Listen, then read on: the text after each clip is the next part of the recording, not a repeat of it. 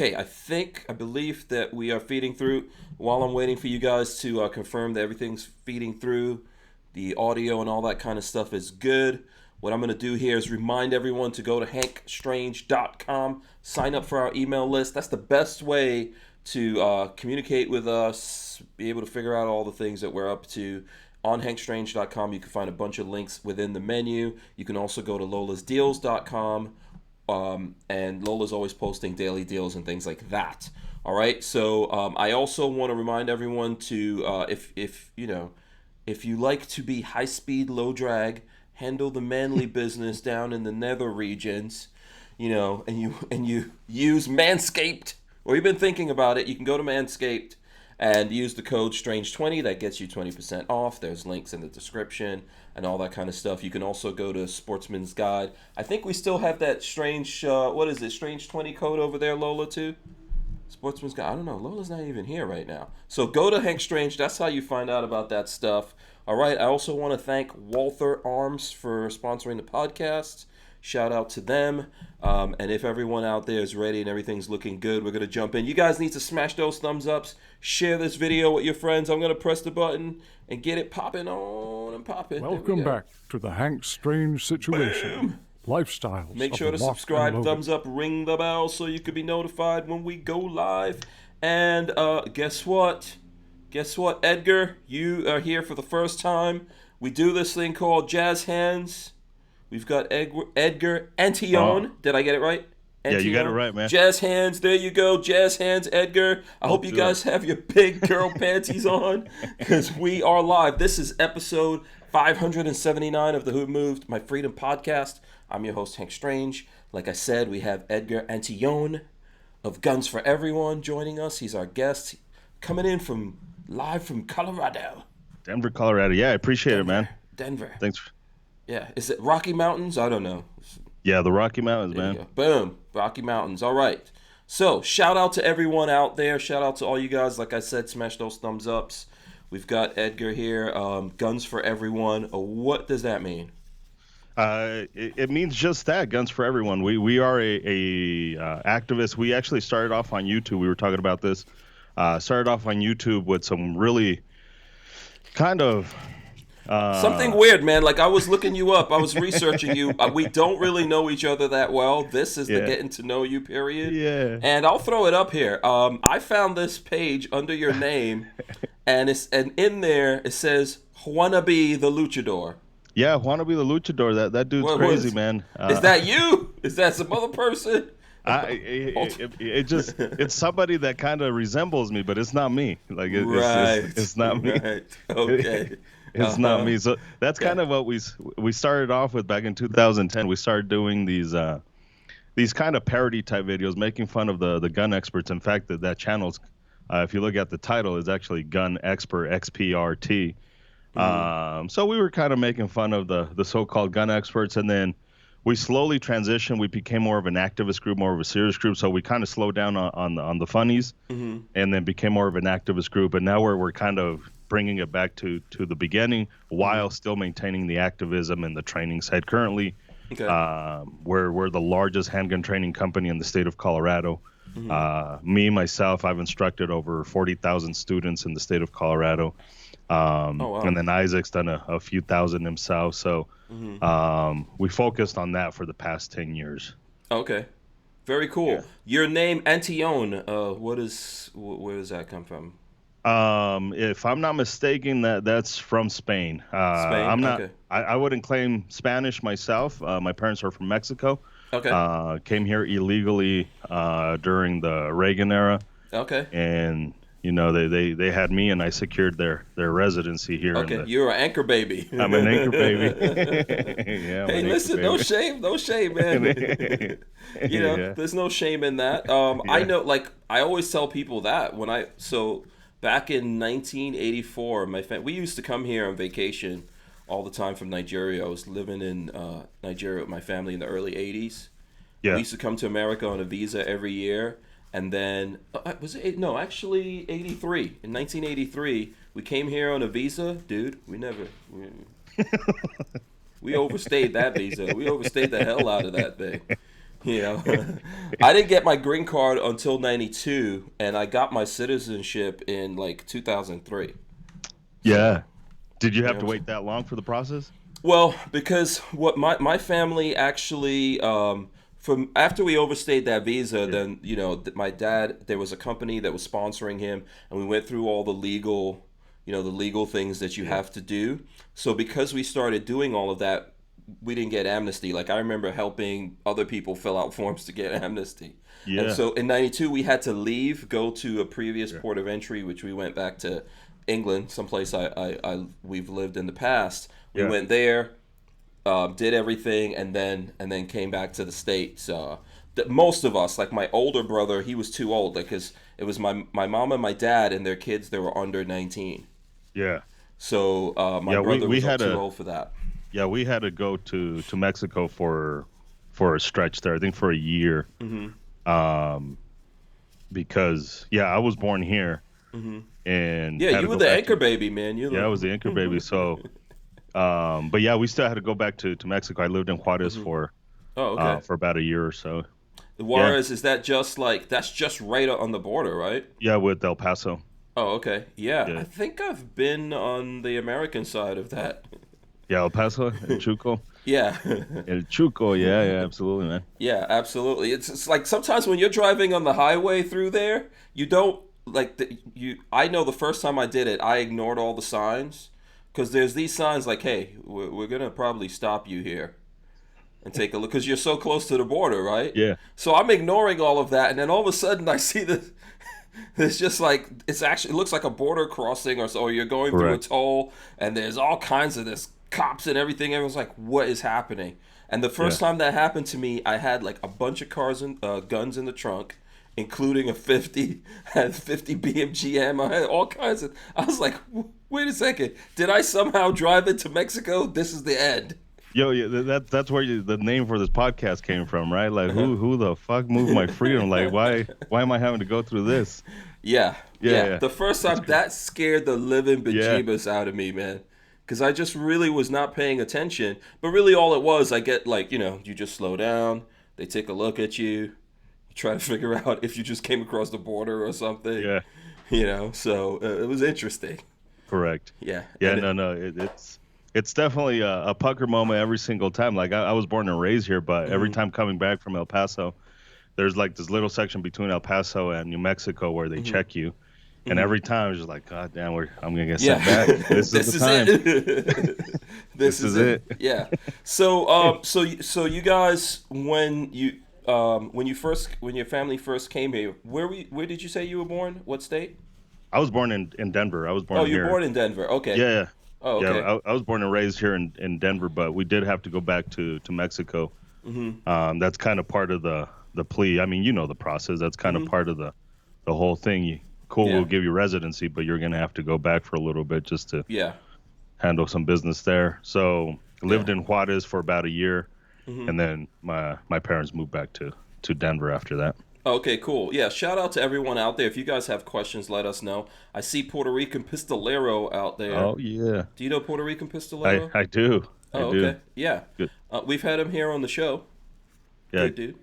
good people, him and his wife. Yeah, absolutely. We separate them. We don't let them come on at the same time. you know. So, as a matter of fact, I think tomorrow we have Latina locked and loaded. Oh, okay. I think she's going to be on the show tomorrow. So, Oh, shit. What do you think? Like, while we're on this subject of immigration and everything, and I always try to tell people, like, I've experienced that from that side. Everything's three-dimensional. What do you think on the whole subject of immigration? What's your thoughts on that? I'm an anarchist. So at the core, I'm an anarchist. So I'm an open borders guy. I know that's not the popular stance, but I have to be honest, and I can't be a hypocrite. I'm not a big fan of. Yeah.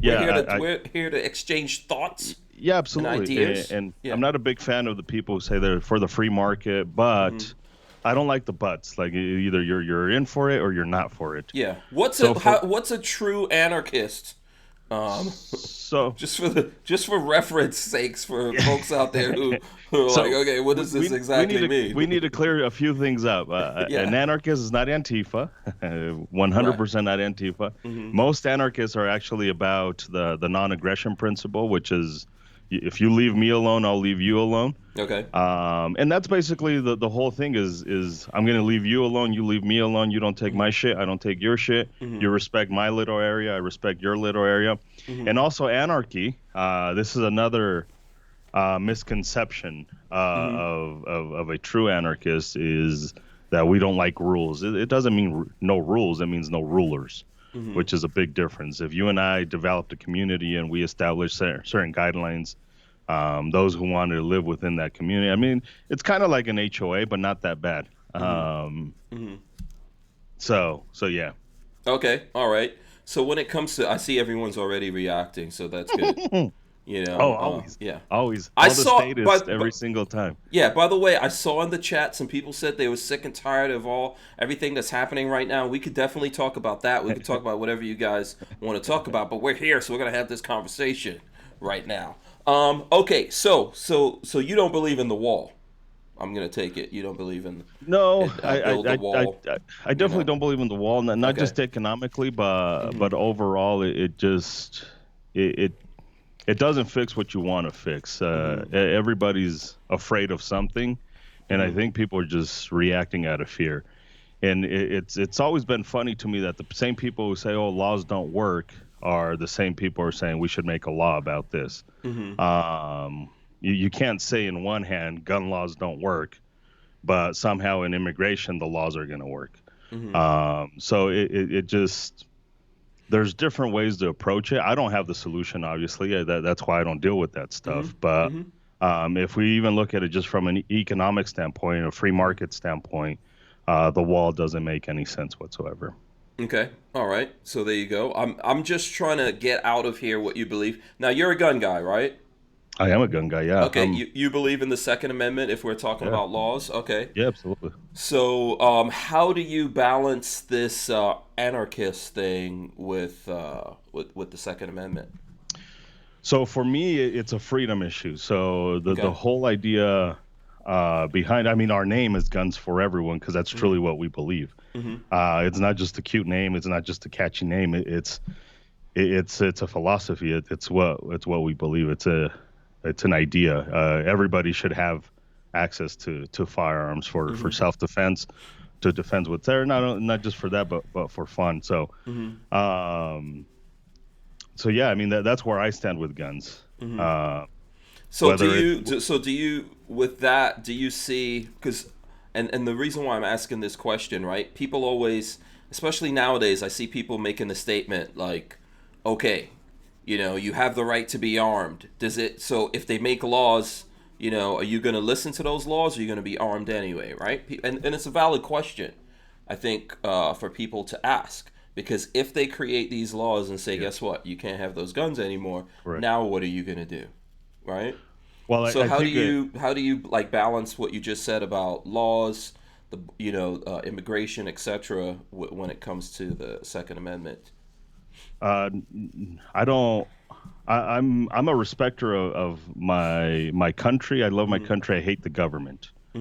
So that's the big difference. So for me, any gun law and any law, realistically, I have to make a conscious decision of whether I'm going to tolerate it or not tolerate it, and then accept the consequences of whatever comes attached to that stuff. So if I want to go to a state, and I have gone to several states that are quote unquote anti-gun and don't allow to carry, and I still carried anyways. When I went to Nevada, we don't have reciprocity. Colorado, Nevada don't have reciprocity. I carried in ways that would have been seen as illegal in Nevada because I chose not to follow that law. So I think we all have a responsibility of either following those laws, tolerating those laws. What's always funny to me is the same people that are saying, oh, we've got rule of law and all that shit are the same people who say, oh, if they make a gun law, I'm not going to follow it. If they make this gun law, I'm not going to follow it. Like it's a lot of people are just, they pick and choose what they want to follow, what they don't want to follow, what's okay Sure. to follow, what's not okay to follow. You can't be a hypocrite. Either you're for freedom or you're not. Yeah. And don't pretend otherwise. Yeah. So for me, I'm 100%. I prefer freedom above anything else. Above anything else. Okay, and that's what you see is when we're talking about being an anarchist. Do you, Oh yeah, you're saying absolutely. that's freedom above everything else, right? Oh, absolutely, Okay. Absolutely. Do you see being an anarchist as a religion? Do you see it? Would you put it in that context, or? I wouldn't. I Okay. think there's a lot of people who would get it. I'm just no. I just wouldn't. No. Okay. Do you have a religion? Are you atheist? I'm not Agnostic, atheist. Catholic? I'm probably more agnostic more than anything else. Okay. I suppose I do believe in a deity. I'm just not. I don't believe in the Bible, I guess. Do I believe there's a creator? Yeah. For me personally, it's kind of hard to ignore. But I don't. I was a Jesus freak at one point. Hardcore fucking Jesus freak. And I got to the point where I read the Bible enough, and it just didn't make sense to me. And I was like, I think I can believe in a God, whatever it might be. I don't know what it is. He, she, whatever, and not believe in the Bible. I think that's a possibility instead of what I used to believe, where it's just like, no, we need, and that's basically what this whole anarchy thing is, or what the statists are all like, oh, we need government in order to facilitate our freedoms. Like, no, I can have freedoms without having the government. I can have my belief in a higher being and not need the Bible or need a religion. Right. Okay. So I see some people asking. The chat's pretty lively. So I mean, if anyone was worried about being bored, I think you should probably flush that boredom idea right now. It's going to be pretty. So I see people asking about the Constitution. What do you feel about the Constitution? I think in the idea of it is nice, because the Constitution it doesn't grant us anything. I think somebody said it, motorboater. Fuck yeah, I love that name. Oh yeah, and I believe that motorboater is probably motorboating a lot. Whenever the opportunity strikes. Go ahead. Hell yeah. So I think that's correct. Is the Constitution doesn't give me anything. It was designed to protect. And I'm not saying anything new. I mean, everybody knows this. The Constitution is there to protect what we were already born with. And so that's why I like the idea of it, but I understand it doesn't do anything. If we look what's going on right now, it's not really protecting anything, because we are not using the Constitution the way we should be using the Constitution. Yeah. So it's really our fault for not using it the way we should be. Right. So I look at life, first of all, like, if we're going to, I don't want to transition into talking about the movies, but I think the whole idea of the Matrix movie, the original one's a pretty good idea, right? Even though those dudes totally stole it from someone, which we can get into later. But a lot of life to me is kind of like the Matrix, and we live from our perspective in one kind of belief, and things could happen that all of a sudden change that. We could do things, people could do things to us, the environment, whatever happens, you all of a sudden things change, and sometimes you bounce up against things, and you have to make this decision now. What do you do? The reason why I'm saying all of that, I believe in the Constitution, right? Yeah. I believe I have the right to defend myself outside of the Constitution. I believe all human beings have the right to defend themselves. Right. But the truth of the matter is, maybe one day in America, we're going to smash up against that hard, cold reality of people setting laws and going, guess what? For your own goods, we're taking this away from you. And now we have to decide, do we want the red pill or the blue pill? Correct. And what reality do we want to live in? So, and lots of things could get flushed, I think, at that moment. Like someone, I think it was Brian, is it Brian Quick here? Yeah. He's saying, what happened to this guy where he went from Jesus freak, which has a lot of rules, to anarchist. Something happened in your life and you hit up against something. But I mean, that's just my guess. You can answer that one. Absolutely. What really did it for me was running for office twice. I was a manager, campaign manager, for the Romney campaign. I was the kind of the head guy of Congressman Romney. Yeah. Oh, now you're gonna really set people off. Oh man, I'm gonna set motherfuckers off. Like if you want It's some about to live be on, shit, son. I haven't even talked about my polygamist Oh. beliefs and all that stuff. Like I could get this shit crazy. We can make this shit crazy. I don't know if that's a joke or not, but yeah, just remember that one. We'll get back into it here. Yeah, in a second. we'll get back to it. So like if you want your chat to be live as fuck, like we will make this shit live. It's all good. Let's do it. No, so I ran for office twice here locally at a state level. I ran for State House of Representatives. I used to be a neocon. Holy shit, neocon. Neocon. I've heard that word, but you're gonna have to define it for me. It sounds like just one idea, but I've heard the. Let me see. Let me look it up. Let me pull it up. Yeah, neocon. My understanding of a neocon is basically just your hardcore conservative, basically. Okay. Trump would probably, for some reason, be considered a neocon. Okay. But anyways, so let me throw this up here. I'll read it as I'm reading it out to the person. Go for it, man. In politics, a person with neoconservative views. Adjective, neoconservative. That's what it gets. That's what comes up there. So yeah. Pretty vague. Yeah. What is it? Yeah. Yeah. So right. I ran for office. And then I became the chairman of Juntos con Romney here in my state. So I was Juntos con Romney. So what is that? Like people with Romney or together with Romney? Together with Romney. Okay. So that was the Hispanic arm of the Romney campaign. So I was the head of it here in the in my area in the state of Colorado. Of course, for the people who like Trump, they're going to defend him. Yeah. And by the way, I'm sorry, I didn't mean to cut you off. So I see here a further definition.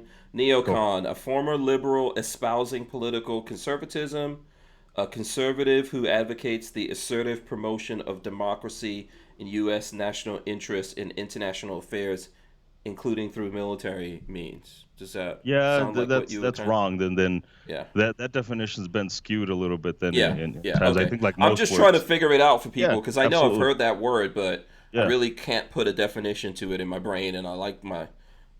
I like to keep all my ducks in a row when we're having a conversation. So that's when I seen the reality of politics. That's when I seen how the Republicans work. I hung out with the Romneys. I hung out. So you actually knew those dudes? Yeah, more so the kids, more so the sons. So I worked with them. I mean, you name it, VIP, the whole nine. I'm a big fucking deal. I mean, you guys don't know this shit, but I'm a big fucking deal. Apparently, hanging out with Romney and all that. What's your opinion of Romney and the family today? I mean, did that all end well? Is you guys still cool? Well, no. See, that's the thing. That's kind of when I seen. I had seen it a little bit when I ran. When I ran for office, I remember one of the very first comments I heard is like, "Hey, don't speak Spanish in front of our people." This was at a political event. I was speaking Spanish to my kids. And they said that you shouldn't speak Spanish in front of who? In front of people. Like when I'm out in public, I shouldn't be speaking Spanish. The Romneys said that to you? No, not the Romneys. This is way before. Oh, this is when I was running for office. And then I ran again the second time, and then I continued to see a lot of the racism and a lot of the no. There was really no motivation to fix anything. It was just, let's just get somebody in office. Like if you were really somebody who was trying to fix anything. And then I started with the Romney campaign. I really started to see my own hypocrisies.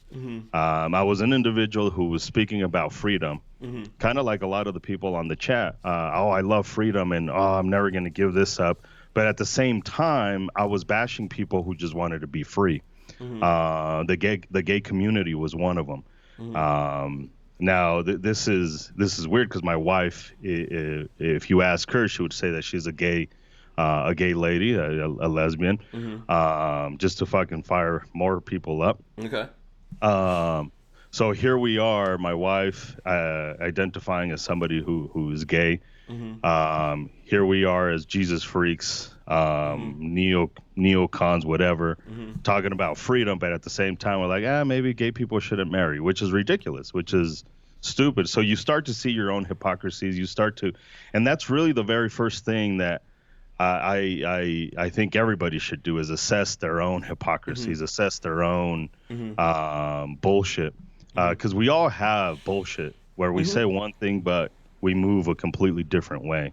Yeah, and we So should allow ourselves to. Well, first of all, let me put it this way: we should examine our beliefs. You know, we should put them to the test and try to figure out, at least internally, whether or not we really truly believe something, right? correct. So some people are come into the world and they kind of have these ideas and they stay like that throughout their lives, good or bad. I'm not trying to say Yeah, whether that's good or yeah, bad. And some people come in and have, go from this idea to that idea and so yeah. on. And I'm not trying to say that that's good or bad either. I think people need to do that. I know me personally, when I talk to people, they're like, "Man, you've been like this from the beginning." That's what my parents tell me. They're like, "Hey, you've always been." It's like you almost came into the world and you just had these crazy ideas in your mind, Correct. and you just go in that direction. But I always try to self-examine, what I'm saying, and I don't Correct. look at it like, "Hey, everyone should just find this thing and stick to it," because it may be wrong or may be wrong for that person. Correct, and I think that's the beauty of all this. It kind of it's we see this shit all the time where they brought up a tweet from 20 years ago that somebody said, not a tweet but whatever, a message somebody wrote or a video or a picture, just like that individual was at a different time in his life. Like we gotta allow for that fuck up. We gotta. There's a lot of shit that I did when I was 15 years of age, which is when I got married. Wait, what? You got married at 15? At 15. How old are you right now? I'm 35. So I've been married for 20 years. Wow. Okay, and so to the same. So this is still your wife that you were just discussing. Yeah. This is still my wife. Wow. Okay. So we're still together. So I'm assuming there's a book or something on this somewhere, because I had no idea. If anyone wants to know, I met you at an event that Marge did at 2020 SHOT Show. We were like sitting next to each other. You seem so sweet and innocent and reserved. I am until you get me in these environments, and then That's it's all just good. like it's on. Yeah. Right. So got married when I was 15, and even in my marriage, like if you ask my wife who I was when I was 15 compared to who I am right now, I'm a completely different human being. Like it's just I'm different because we grow, we evolve, we analyze, we challenge each other. Luckily, I had a woman next to my side that challenged me, whether she knew it or not, to become a better human being. I had kids, which challenged me to be a better person. What And so age we did you changed. guys have kids? I had 3 kids by the time I was 21. Okay. My wife is 3 years older than me, so Okay. for her it was different. But for me, I had 3 kids by the time I was 21, and I've got 4 kids now. Okay. Yeah. So your wife was older, which 3 years old. To me, women are always like, and people might get mad at me for this. I think women are typically mentally more mature than men. So Yeah. if she was 3 years older than you, she was probably at least like 8 years. in the mind. probably. Right. Okay. And what was the age when you had the first kid, if I could ask that? I was 17. You were 17. Okay. So Yeah, you so so, you, 17, so at 19, 15 you didn't 21. get married because she was like pregnant or something like No, that. Okay. no, Okay. no. It was nothing like that. So it was 17, 19, and 21. Okay. When I had the first 3, and then 7 years later we had our oops. So yeah. Okay. Yeah. Where were we before I cut you off there? My apologies. We were talking about the change. What happened in the change? So yeah. So that's kind of what my change was. That's kind of what the change was. That's kind of what happened in me. Is just I just seen the internal workings of the Republican Party. I seen the internal workings of even the Democratic Party, and I figured out what a lot of people already know. They're both full of shit. They're both not working in your better interest. They're not working for you. If we look at it historically, they're both anti-gun. They both haven't really progressed anything. They both further oppressed the population. So it just I seen that and I said, well, maybe the Libertarian Party is a better way to go. And for me, if there were a party that I would align with, it'd probably be more so with them. But I still think they're a little too statist for my being. They're not stable enough to really go hardcore with the Libertarians. So I got to stick to my guns and be like, I just don't like government. I'm just not a big fan of government. I think there's a way of doing it. Are we ever going to have that? Absolutely not. I think people love being told what to do by other people. Yeah. So I have to say this, like, for people wondering what I'm thinking in my brain as I'm listening to you, the funny thing for me is you sound a lot like my brother Anonymous. You know, my older brother has, you know, I don't know if he still believes that, right? Because people evolve or whatever. But there's a lot of people like this who feel this way. There's a lot of people who, I mean, look, I think most of us don't like the Democratic Party, don't like the Republican Party either. Most of us probably see ourselves somewhere probably as libertarians. Most of us, I'm sure there's some people out there who have a different opinion. Most of us don't really care who gets married to who. Correct. You know, that doesn't really matter to me. I know what I am. Correct. You know, and I would just like to be left alone. I don't care. Like, people should are, to me, able to have their religion or lack thereof. You know, Correct. we just I think that people should not hurt other people, damage, take away their property, and those kinds of things. But all of us are different in our own ways, right? Like what we believe spiritually, you know, what we believe about this policy versus that policy. And ultimately, when we're dealing with each other, we have to try to find that common ground. And that's where a lot of the conflict comes in, and people wind off like either over here, or trying to go down the middle. And but then I think that's the problem. I think people want to find the common ground, and I sometimes I don't think we have to. I mean, we're sitting here, we're having a conversation. As people call me stupid and retarded and shit on the chat,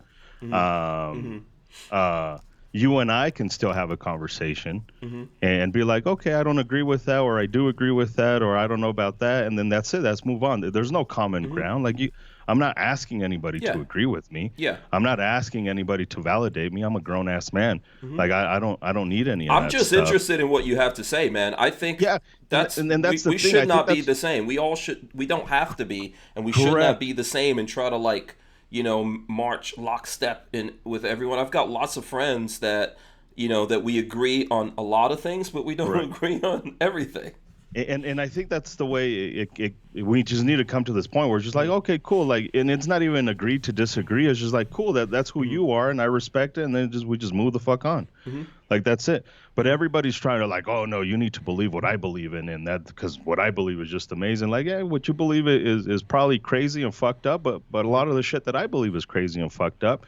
And you tell me how that shit works out, and I'll tell you how my shit works out, and then as long as we're together and we're not hurting each other and we're understanding. And I think that's the biggest thing is people forget that sometimes all we need is just somebody who just understands. Like, I don't agree with you, but I get it. Like, I understand what makes you tick, and that's it. Or someone that just listens and allows us to be who we are. Correct.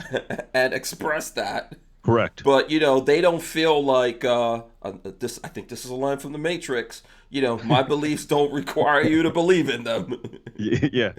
You know, just that kind. It's you know, it's an interesting thing to me. This is my interpretation. I think the reason why this experiment in America has worked so well, because America is built on this foundation of, you know, religious freedom, the Constitution, like people have the right to defend themselves, to worship, etc. That's why so many people are coming here. This is why America has stood out from so many other countries since the beginning.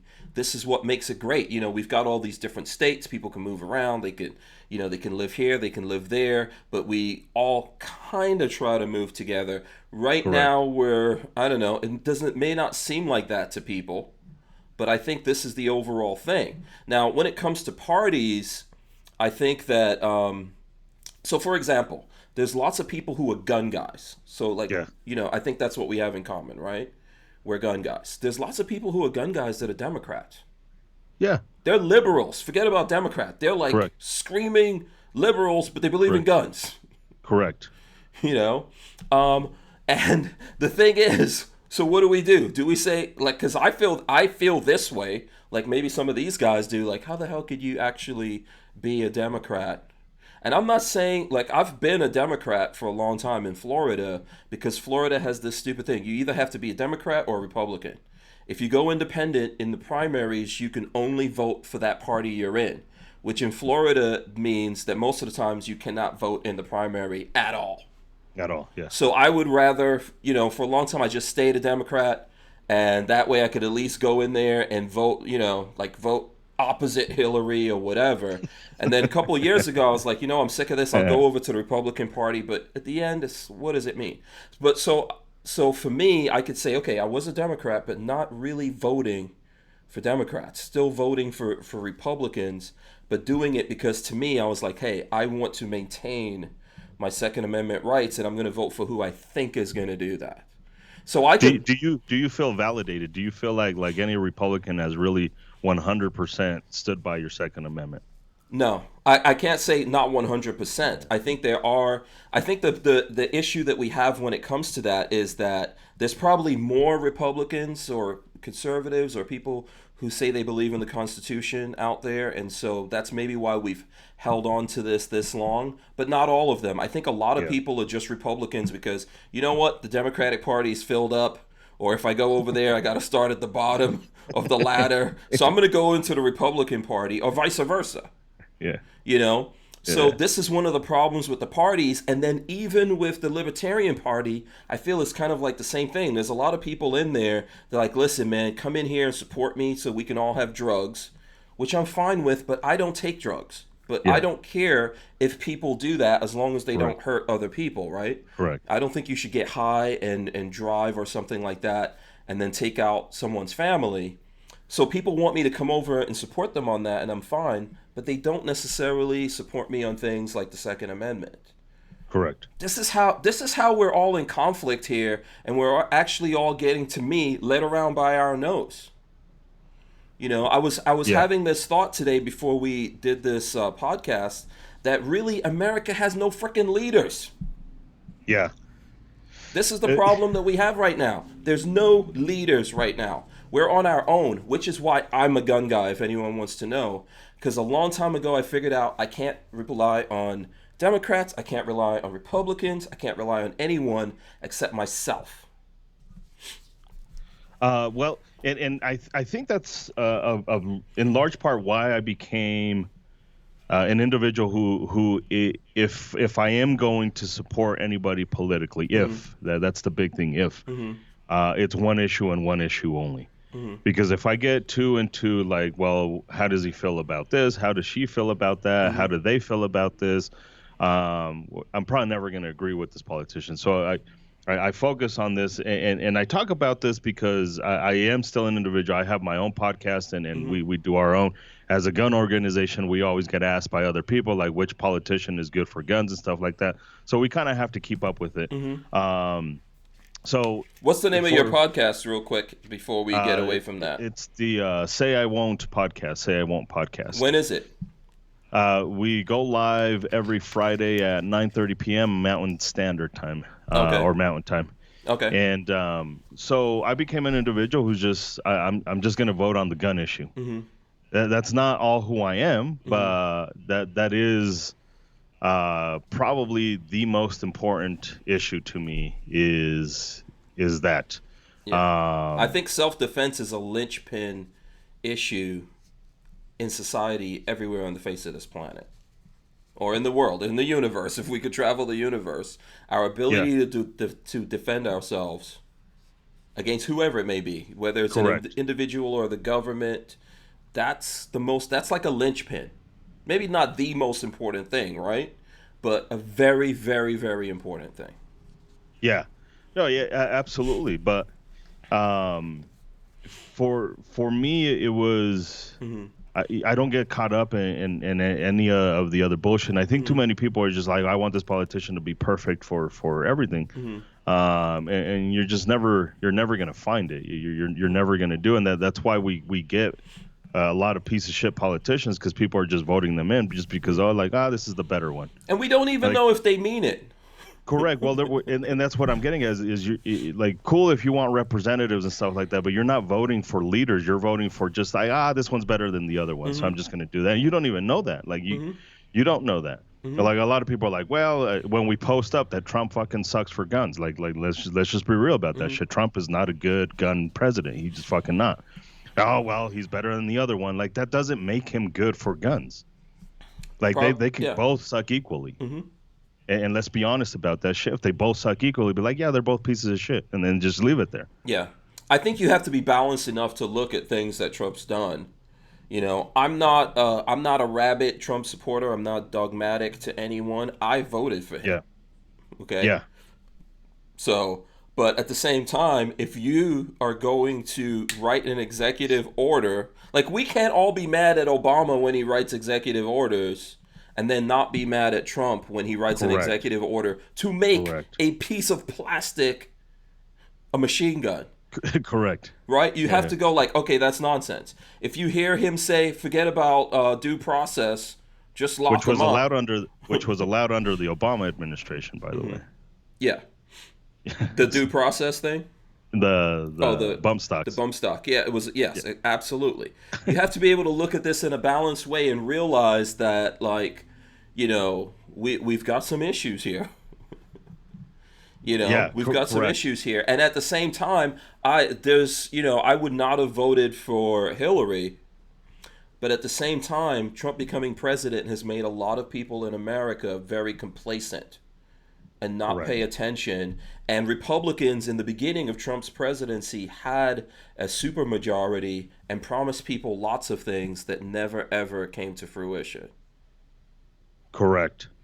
So we've got to at least look at that and realize that. Does that mean that, okay, next time around I'm going to go, don't forget it, I'm not going to vote for him? If I had to right now look at Biden and Trump at the same time, you know, I got to make a decision. You know, and if you and I'm not, my decision is not going to be to not vote, because at the top, like what we were saying, to me personally, I know what my family went through to come to America and get green cards and become citizens, and what we invested in America and actually what we left behind in the place that we were born. And I would never forsake that by going, oh, forget it, I'm just not even going to vote anymore. Yeah. Oh, I'm a piece of shit in that sense, because I'm like, fuck it, I'm just gonna leave them both alone.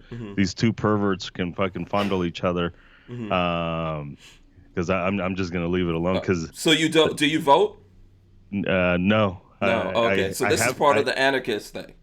Yeah, it's part of, like, I can't bring myself to vote for somebody who's not going to do what I want them to represent. So if I'm going to be honest, and I'm going to say I'm going to run a gun organization, and this is just merely out of principle. Like if I'm going to run a gun organization and I'm going to choose a president or a leader or somebody who's going to represent guns properly, then I can't, in good conscience, vote for anybody who is anti-gun. And I don't give a shit, like, oh, well, he's better than this person. Like, voting for the lesser of two evils is still voting for evil. Like, if we look at Trump and if we look at Biden, they both said some creepy fucking shit. Trump about his 13-year-old daughter when Ivanka was younger, about dating her and shit like that. Like, oh, if I wasn't her dad, I'd fucking smash it. Like, that's some weird shit. Were that his words? Were those his exact words? Well, no, that was not his exact. I'm paraphrasing. All right. Yeah. So, and Biden at the same time, like, that was creepy as shit. Like, and nobody's gonna see that. Like nobody's absolutely gonna see. I love that Edgar's a commie. Changed my mind. Oh, I'll change your mind. Who said that? Len Holt said they want you to change their mind because I'm a commie. That's a meme. Yeah, that's a meme, right? Yeah, and that's the thing is like, oh, I don't agree with Trump. I think he's a piece of shit for guns, so I'm a commie all of a sudden. But in the same words, they disregard the fact that I'm talking shit about Joe Biden as well. So, like, they disregard that shit. Right. Listen, I think the folks out there are listening to us and part of the conversation there, because from what I can see, looking at the chat, they're also having their own little fights over there. You know, I mean, and I try to keep this almost like if you went into Cheers, you know, if you went into the bar and everyone's in there arguing. I think we don't all agree, but people come back here because we have lots of different people with different points of view, and you've got to let those things. I'm not afraid to let other people's thoughts bump up against my brain because I know what my thoughts are, and what my beliefs are, so I'm not afraid to. So am I affiliated with Antifa? No, I'm not affiliated with Antifa. I think Antifa is I don't think they do anything productive in any way, shape, or form. Yeah, and I think there's factions. You can correct me. I'm not an expert on this, but I think there's factions of people who are anarchists. I think just like anything else, there's different levels and there's different degrees. There's Republicans who are kind of Republican, but not so much, and Democrats the same thing. And same thing with anarchy. There's a lot with the ones that are weird for me, and I've trained with them, and I've done classes for these individuals.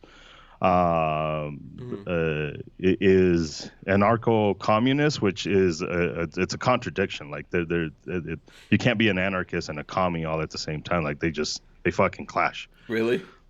Okay, yeah, because a communist is a belief of more basically the government controlling all kinds of shit. So it's more complex than that, but. That's true. I see what you're saying. Yeah, it's true. Absolutely. Yeah, communists want the government to control everything. Yeah. Anarchists want no control over anything. No control of the government. Right. So to be an anarcho-communist is just like, what the fuck? Like, that's weird. But I've had plenty of conversations with these people, and you know what? A lot of them are my friends. I think they're weird for being an anarcho-communist, whatever the fuck that means. But I'm a capitalist. I love the free market. Okay, so you're an anarchist, but a capitalist at the same time. Well, I believe in the free market. You believe so if you want to, so I believe in the free market. The free market, in its true sense, where it's just let it be. Okay. Like not cronyism, which is what we have here in the U.S. Okay. So and I'm not trying to take you off track here. Yeah, you're good. So how does what you believe bounce up against what's happening in America right now, right? Obviously, this particular thing, I don't think it was, I don't want to say that this was just started with what unfortunately happened to George Floyd. I think that we had lots of different things happening at the same time, right? We had this whole ridiculous COVID-19 lockdown thing. Then you had what happened with George Floyd. There was another woman that the police illegally raided her home, in the middle of the night. And killed her and got into a whole thing. There was some other issues. Obviously, things that have been boiling up for people in America in a long time. That leads to protests. People come in here and incite protests, turn them into riots. How do you look at this whole thing that's happening here, and how does that work with what you believe? So it's very complex, and that's kind of the hardest thing. A lot of it requires a lot of time to really decipher. But kind of at the gist of it is, I don't agree with the lockdowns. Mm-hmm. I think it's dumb. I think telling people what they can and can't do for safety is retarded. That's just stupid. I think obviously shutting businesses down for the same reason is stupid. Mm-hmm. The riots. I'm in this position, I think, like most people are that I hang out with anyways. Mm-hmm. Like when you belong to a community who's been oppressed in this country for centuries. So I'm Mexican. I'm not Hispanic. I'm not Latino. I'm not any of that shit. I'm Mexican. My parents came from Mexico. My grandparents are from Mexico. My great grandparents are from Mexico. Mm-hmm. I'm Mexican. So for me as a Mexican, I seen the racism. I seen people call me spick. I would get contacted by cops just because of where I lived. I grew up in the hood. Mm-hmm. So my brother was a Sureño and all that. So it just like I grew up in a certain environment where. What's a Sureño? A Sureño, it's a gang. A gang. Okay. It's a gang. And that's it. That's something in Colorado. No, this is all over the okay. U.S. Okay. If you read up on the history, a lot of them came from the Mara Salvatruchas, which is the MS-13s and the kind of little branches and all that stuff. So in these environments, I seen the oppression, but I have to be honest. Like as a Mexican, we haven't been as oppressed in the U.S. for nearly as long or nearly as bad Okay. as the black community. So the little bit that I've witnessed and I've encountered, I've been pissed about. So now boil that up to centuries in this country. Of course you're gonna get a community who's fucking pissed off. Of course you're gonna get a community who ain't having any more of that shit. Of course you're. So like for me, it's the understanding of like, yeah, I get it. The unpopular opinion is, although I may not agree with people now, we'll get into who is doing this because now there's more information. Now we've seen the videos of Antifa and pretentious white liberals. Not all white liberals, just a certain sect of white liberals who are really creating the damage and the bricks and the vandalism and shit like that. But even if it was, now this is just hypothetical. Even if it was, I'll say it this way. That way I make it more personal and people don't get too fucking crazy. So I had a break-in at my gun store, April 25th, 4 o'clock in the morning. Some dudes decided to crash a car into my car, try to steal some shit. We were here, so let's just say we took care of it. So we took care of it. They didn't steal anything. Now this was over nothing. This was over absolutely nothing. This was during this current situation here? No. But another time. Okay.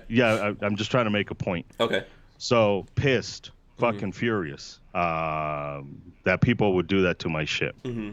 Now I have to put into context, like if this happened, if my store was closer to downtown Denver, which is where all this shit's happening, and I had an entire community who was pissed, just fucking pissed, and they want to make a point, and they destroyed my shit. I have to be 100% honest with you. I'd be like, yeah, I get it. I'm not happy about this, but you know what? The same way I rebuilt and I replaced windows and shit like that, the same way I did that, I was able to move on over nothing. So if you do have a group of individuals who want to make a point and want to make a statement and they use my store as an example, like we're fucking done, we're fucking fed up, like I'm going to understand. I'm not going to be happy with it. I'm not going to condone it. I'm going to be like, yay, great for you guys. But like at some point I'm going to be like, yeah, I get it. Yeah. Would like, you, so let's say, we're kind of talking about an example here. So if you were in this community and people were upset and they therefore came in and destroyed your store, maybe we shouldn't make it a gun store because I think that's kind of like a different beast. We don't want necessarily, I don't like the idea of people who would riot getting their hands on a bunch of guns. Yeah. Well, there was a story, but that's been happening, by the way. So correct. That's been happening. That people have been getting. I just wanted to make it personal so that people don't get like, oh well, it's not your shit. So there is a story. There is a story of a biracial couple who owned a restaurant, and I think that's relevant. And maybe it's not relevant, but the fact that they're biracial is relevant more so because the man is a black man. So he is in the black community, obviously, by default. Owns a restaurant with his wife, and they fucked his shit up. And their words were just that, like, we'll rebuild, whatever. Like, we'll rebuild. Nothing's going to bring Floyd back. Nothing's going to bring George back. We got to make a statement. So I get it. It sucks. I'm not happy about it, but I can replace this shit. Like right now, we're in a place where we can make a difference. Now, later we start to find out, and we start to see cops placing bricks in strategic places, and we start seeing. Wait, you're saying that the cops were placing the bricks? So if you watch some of the videos, there was a video of and I forget where it was at, but they were unloading bricks and setting them down and handing them to people. Police departments, yeah. Okay. And this is video you can watch for yourself, and then you have people paying people to go. So why would the police departments do that? I don't know. I'm not them. I don't know. Obviously, I would assume. Let's say we take this for truth. I don't know. I haven't seen that, but I would take what you're saying here as truth. If I'm seeing police departments placing bricks in places that they know that there's going to be protesting, I'm going to assume that they're hoping there's going to be rioting and destruction, And if I'm asking myself, why would a police department want that? My next logical conclusion would be that they want to destroy this thing for some reason. Yeah, They want to and I tear don't things know. down for some reason. The only thing that I'm thinking is for the same reason they would set up a bait car. Mm-hmm. Like, why would you set up a bait car? Because you want to arrest some people. You want to generate some revenue. You want why put up speed traps? Mm-hmm. I think cops are if you look at it historically, they've always been known for setting people up for failure. Like when You're talking when about entrapment. Oh, absolutely. I mean, if I don't want my kid to touch something, like I remove that something away from my kid until they learn, until they're old enough to be like, hey, don't touch my shit. Like, I don't just give them the gun or the knife and be like, fucking, Yeah. let's I see mean, what I you think do we with have this to shit. ask ourselves, like, who do the cops work for? I think most of the time we have to realize, like, cops are employees. I don't by any means think that all of them are perfect. Correct. Although I do have family members, friends, and all that kind of stuff that are police officers. You know, I think anything that human beings do, there's going to be probably most people are going to be good, and you're going to have some really bad people that are going to do bad things. But for the most part, we're talking about people who are employees. So either, let's say the situation is real, that there's actually cops laying those things out. Correct. Either they're doing it on their own or someone has directed them to do that. Correct. And we have to look at who is in charge of these police officers. And ultimately, that's the people who run the towns that they work for, or cities, Correct. or states that they work for, right? Yeah. So yeah, I mean, I don't get too much into the conspiracy theories and shit like that. Well, I mean, yeah, and I'm not trying to get into that. Correct. I think that perhaps like one of the issues to me with a lot of what's happening in America is during COVID, we know that there were states that wanted to be bailed out, right? There's states that want to be bailed out.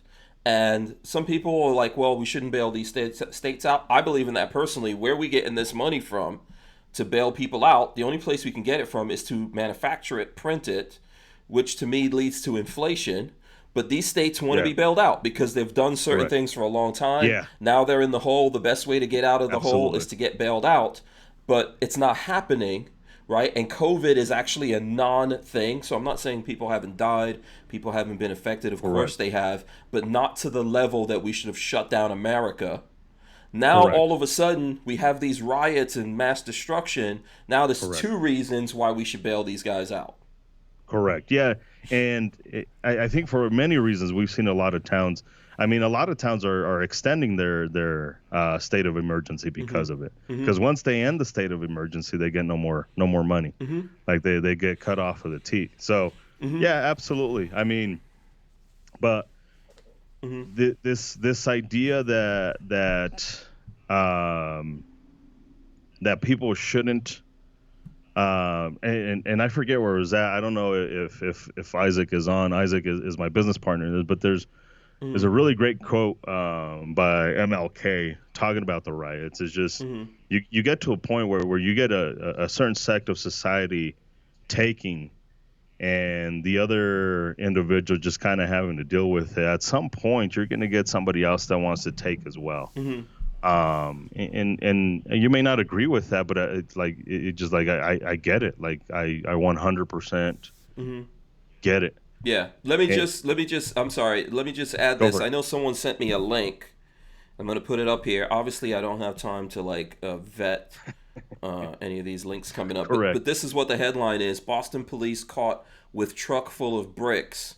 Are they planting them to incite violence? And then it says 2 police officers were filmed on a cell phone camera removing bricks from their truck and carefully placing them on a pallet inside an alleyway in Boston, Massachusetts. And then, so a lot of people are saying that wasn't true. Yeah. So, I mean, that's the whole thing with what's happening, right? There's lots of things floating around out there. Yeah. We don't know why. And there is videos of white individuals getting out and be like, hey, here's $20. Let's go grab some shit, some benches, or go destroy some shit. Yeah. And what I know, so before we did this, I was looking at Attorney General Barr. I'm not a fan of Barr, but he did a press conference with the FBI, ATF, Bureau of Prisons, a bunch of different Yeah. law enforcement agencies, and they were saying that there are people going in here and inciting these protests to become riots, right? Correct. And I think we can all agree on that. I know the media was out there like, oh, what are they talking about? Antifa.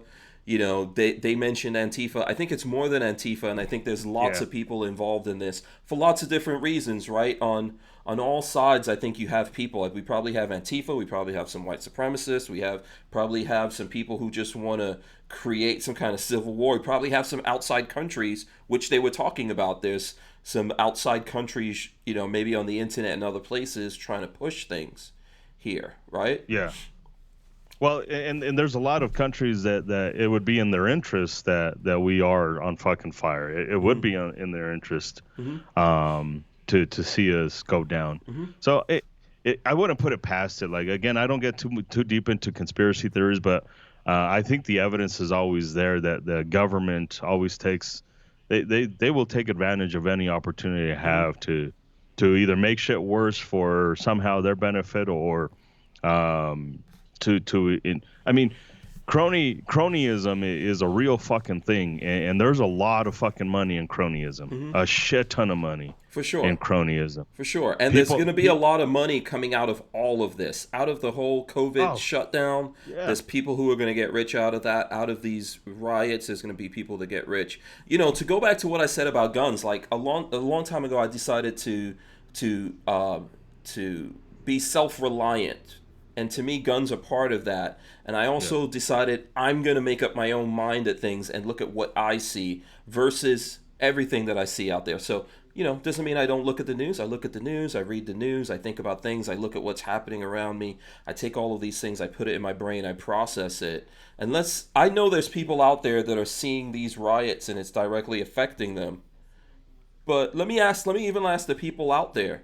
How much of this are you personally seeing? Like the people who are in the chat right now, tell us, are you seeing this right in your neighborhood or are you seeing this on the news? I'm not saying it's not happening. It's happening in certain places, but it's not happening everywhere. I'm in Gainesville, which is like the main town where I live here in north central Florida, and there were protests here, but those protests did not become violent riots.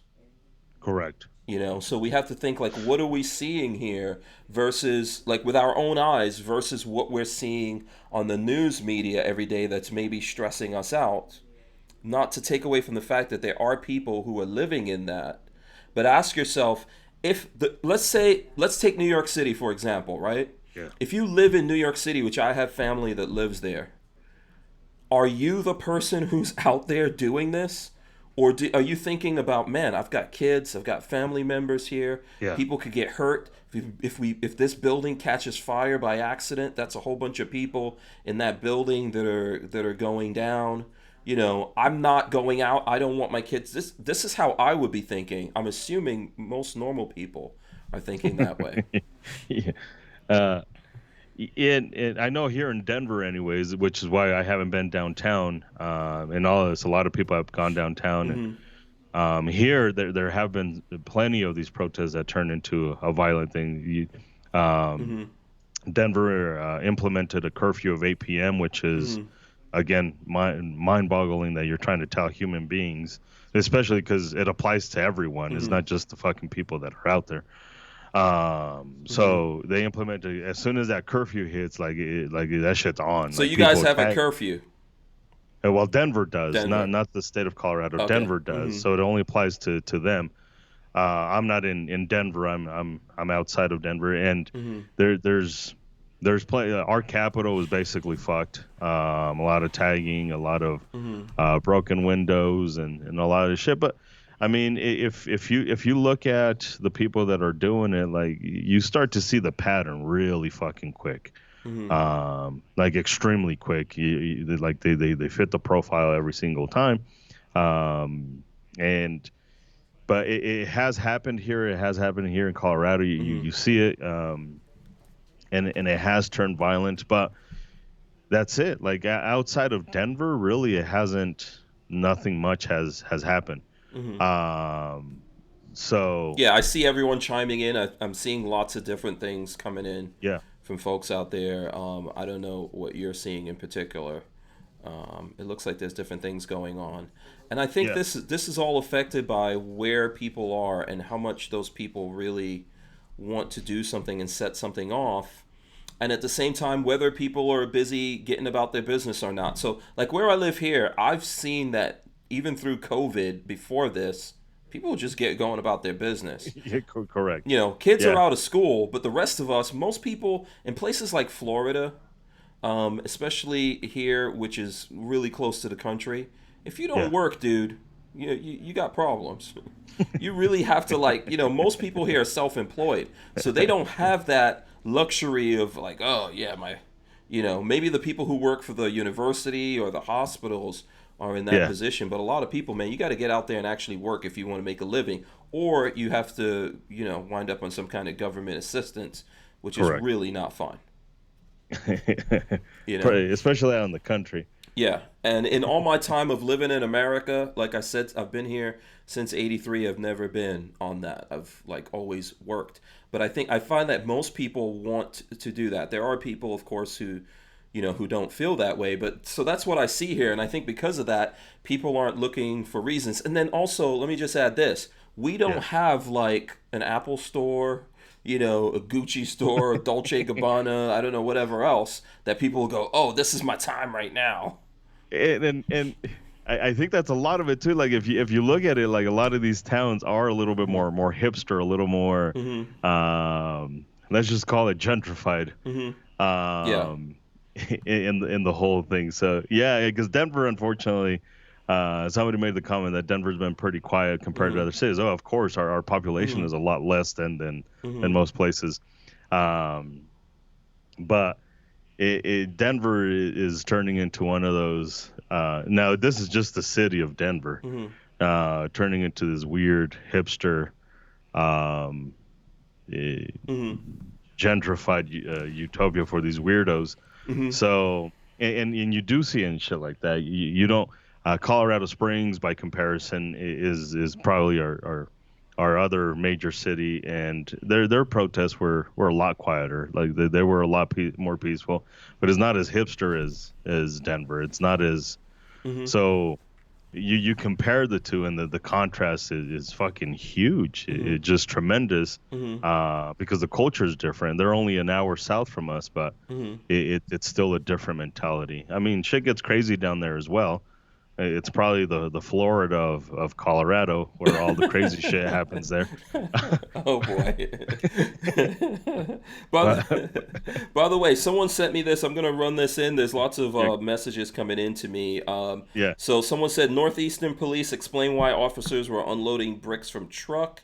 Says a video surfaced amid unfound claims that bricks were placed in cities across the country to stir up violence during protests against police brutality. In response to a widely circulated video on social media, Northeastern University police said Tuesday the footage depicts two of their officers unloading bricks collected from a broken sidewalk.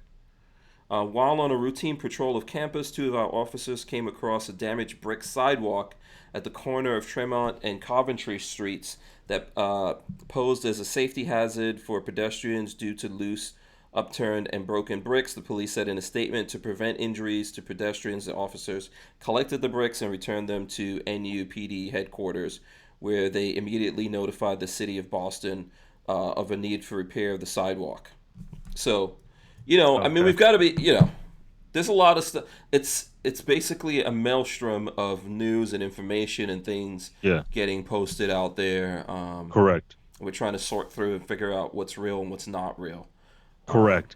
And every time, and not to say that wasn't true, but it's just at the same time is like to pretend that government has never lied before. Right. Is not honest. For sure. I'm not saying that it's real, but I'm kind of where you're at. It's just like I don't know what the fuck to believe anymore. Yeah. A lot of times what I do is I just chill, stand back and see and try to figure out what's actually happening. Correct. Before I do something, or before I even allow my state of mind to change. Because I think once you get locked into a certain state of mind, it's very difficult to get out of that, And now you're just a powder keg waiting for someone to push you in one direction or another. And not to kind of to the demise of our podcast. I've also gotten to the point where It's just my emotions. I don't even let my emotions get to it anymore. Because if you were to talk to me 5, 6, 7 years ago, I would have allowed my emotions to immediately be attached to a certain idea, and it's just like I just can't. I got to step back and I got to process this information before I even pretend to get emotional about this stuff, because I can get very, very emotional, very passionate about whatever it is that I believe in. And that's where it's just like, again, when we do our podcast, I don't have as much emotion anymore as I used to, but it's just I can't. I can have a thought process, I can have an idea, but I just can't get that emotionally invested in a particular thing anymore, because it just I find out 2 days later that it's just this is the shit that's going on. Yeah, because social media has made everything emotionally driven now.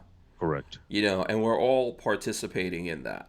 And just like, just my personal opinion here, I think in a bad situation, it's not to say that you freeze and do nothing, but you need to make sure that you're observing what's happening. So maybe things slow down to you, but you need to slow things down to where you can actually figure out exactly what's happening. If you ever look at fighters, the ones that are slowing things down and being calculating and deliberate about what's happening are typically the best ones. Listen, I mean, if you're going up against someone that's just bigger than you, faster or whatever it is, you're going to get your ass kicked. Yeah. But a lot of times the ability to actually figure out what is happening here is the best thing. Unless you're Mike Tyson, that motherfucker just went at it. Yeah, that was in the past. We'll see what happens now. I'm not a big fight person, but I did grow up in the Mike Tyson era. And there's one thing about being young and hungry and all that kind of crazy stuff. And then, then there's another thing about being old and know that you're going to pay for this later. Correct. That's something, because I think Tyson is about to fight someone, right? He's like getting all geared up. I think a lot of yeah. That'd be fun. He looks like he's getting back in shape. Yeah. I still wouldn't fuck with him. Yeah, no, I would no, absolutely not. Yeah, it's like I look at Mike Tyson this way. Would you mess with a young lion? I mean, that's what he was when he was younger. Okay, yeah, would you mess with an old lion? No, absolutely not.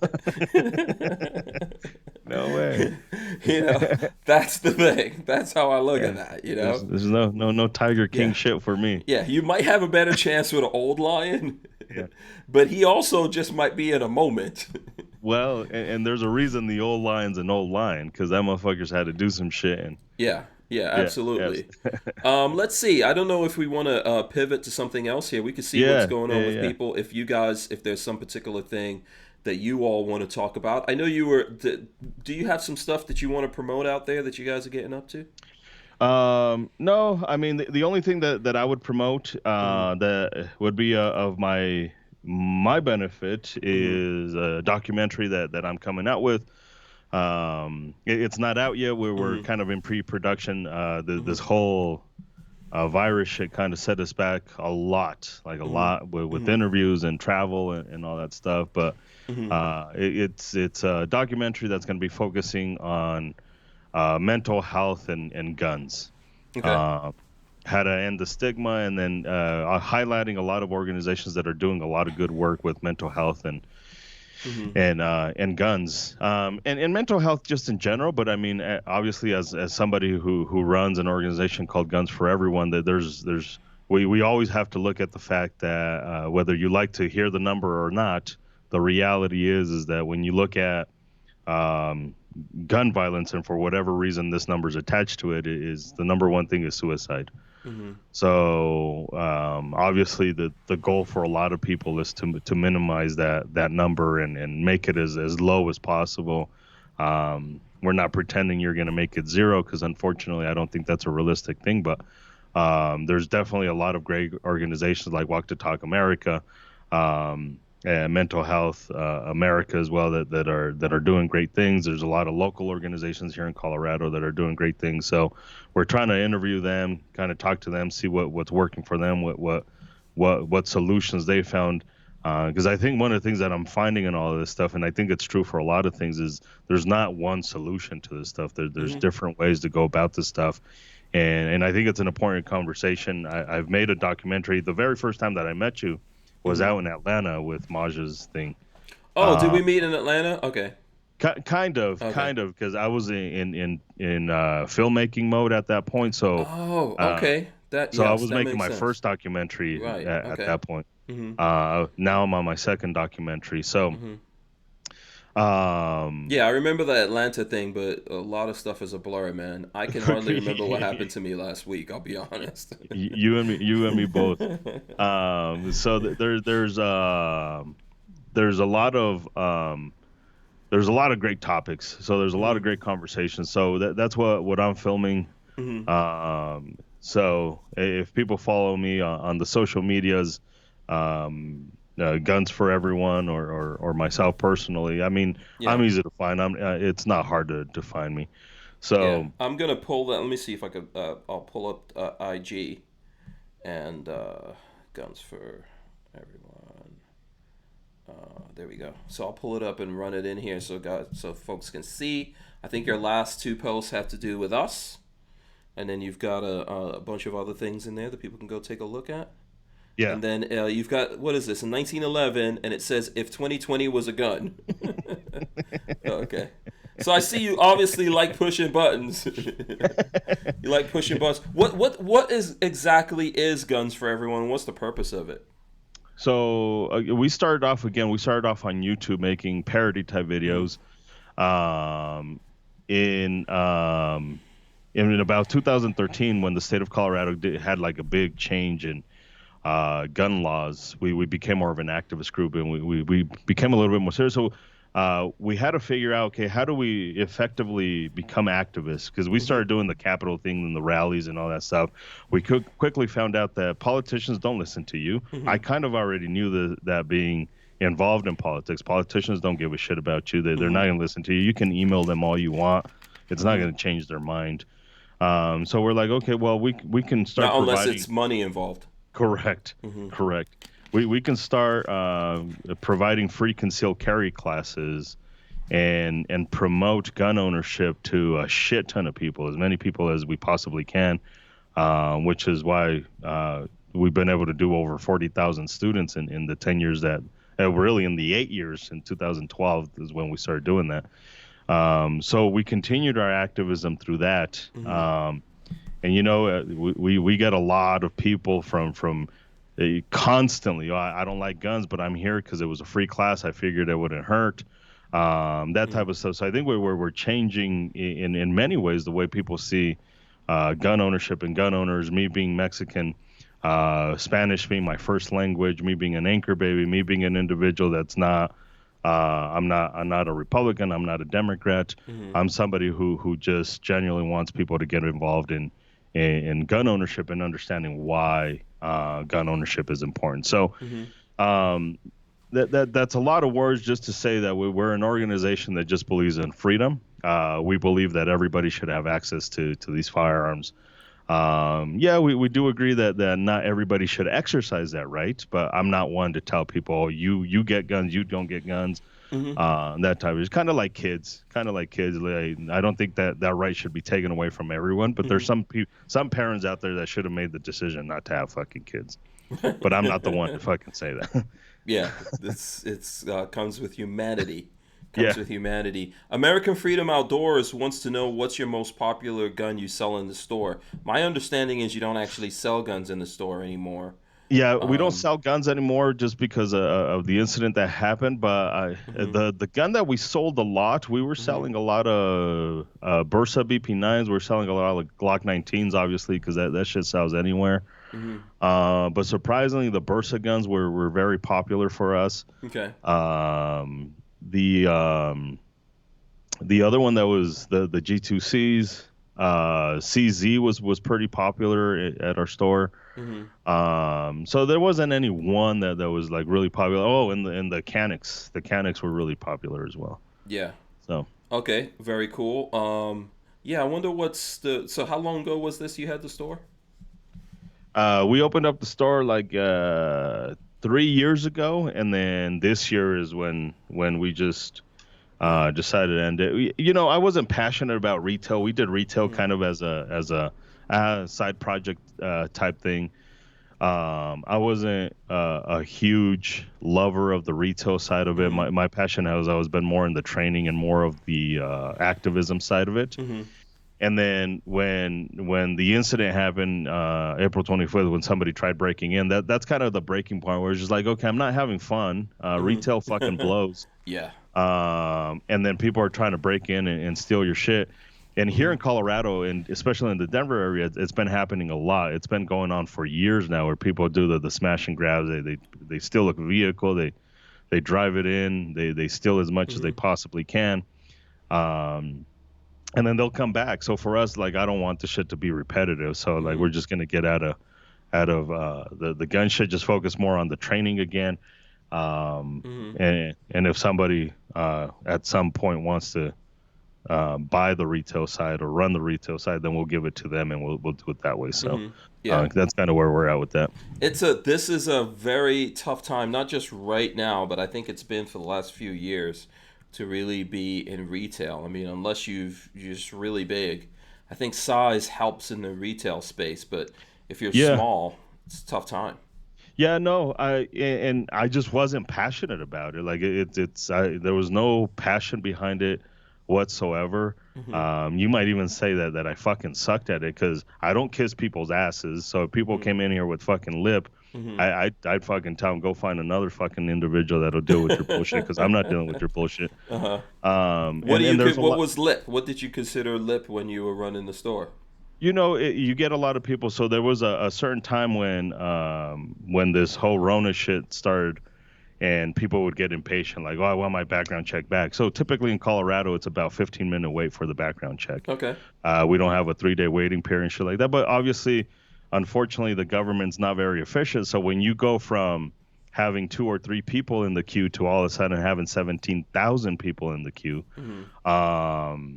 then people start getting impatient. Like, I don't know what the fuck you want me to do. Like, either buy the gun or you don't, or go somewhere else. Or at that time, shipping was bad too. So, I ordered a gun somewhere else. Like, you didn't order it from me. I don't know what you want me to tell you. Contact that place and let them know that you ain't got your shit yet. So it's stuff like that. Or we're a family-owned business, so there would be days where we'd be like, you know what, tomorrow we're not going to open the store. We're just going to go hang out, have a picnic, and people would get their panties in a wad. Oh, I wanted to buy a magazine, and you're not there. Like, yeah, I'm sorry. Like, I'm not going to apologize for having family time, but I'm sorry you feel a certain type of way that you feel entitled to my time. Jason Pound says they weren't small, dude. Is that you? Is he talking about your store? It wasn't a small store?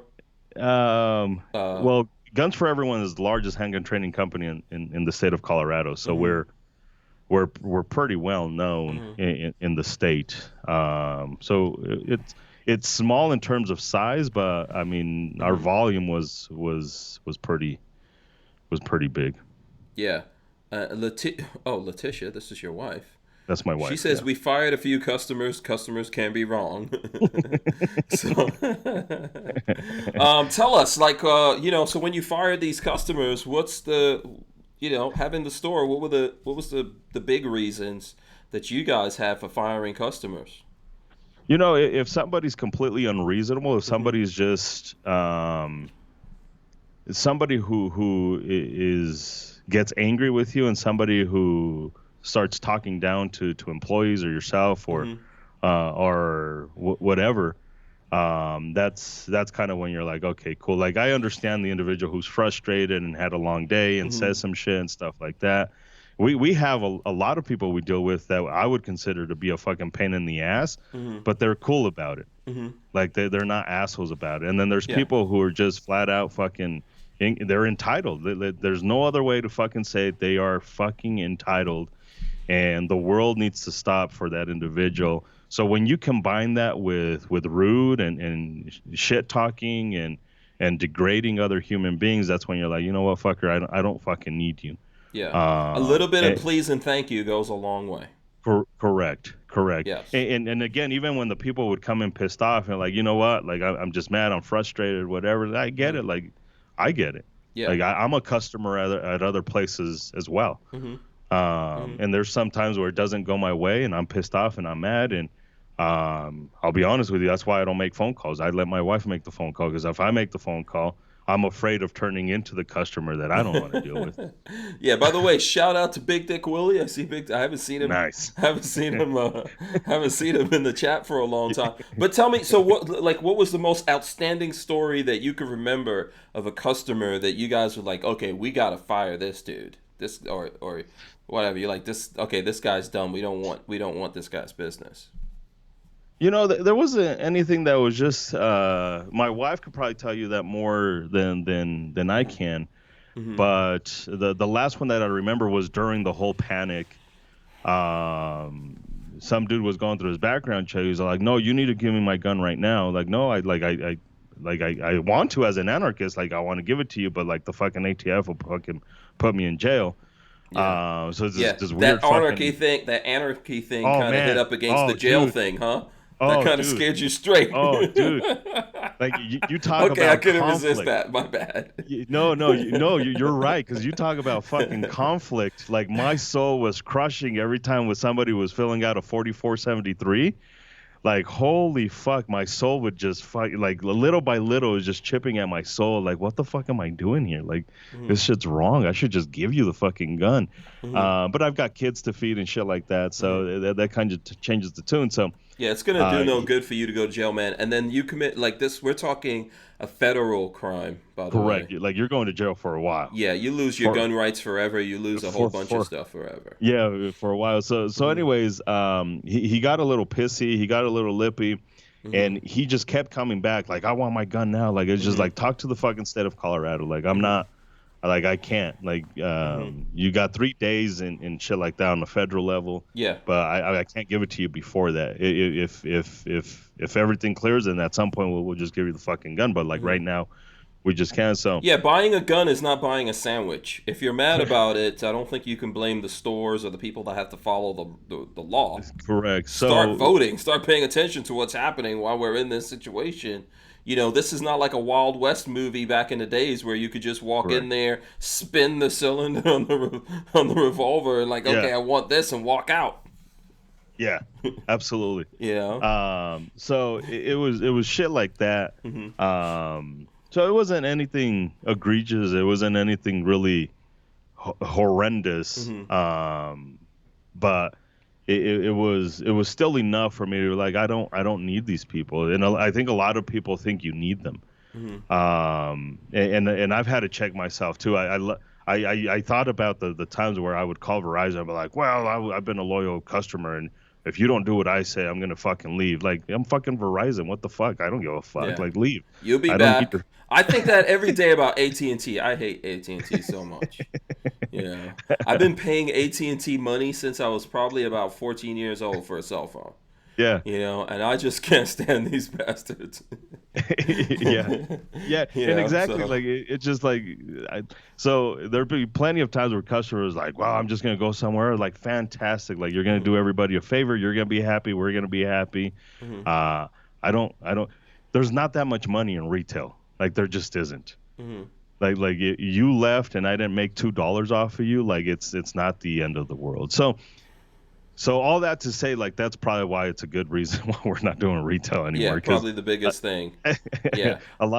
You combine all of that shit, no passion behind it, not a shit ton of money behind it, and then a lot of entitled pricks who think the world revolves around them. So I'm not a customer service guy. Yeah.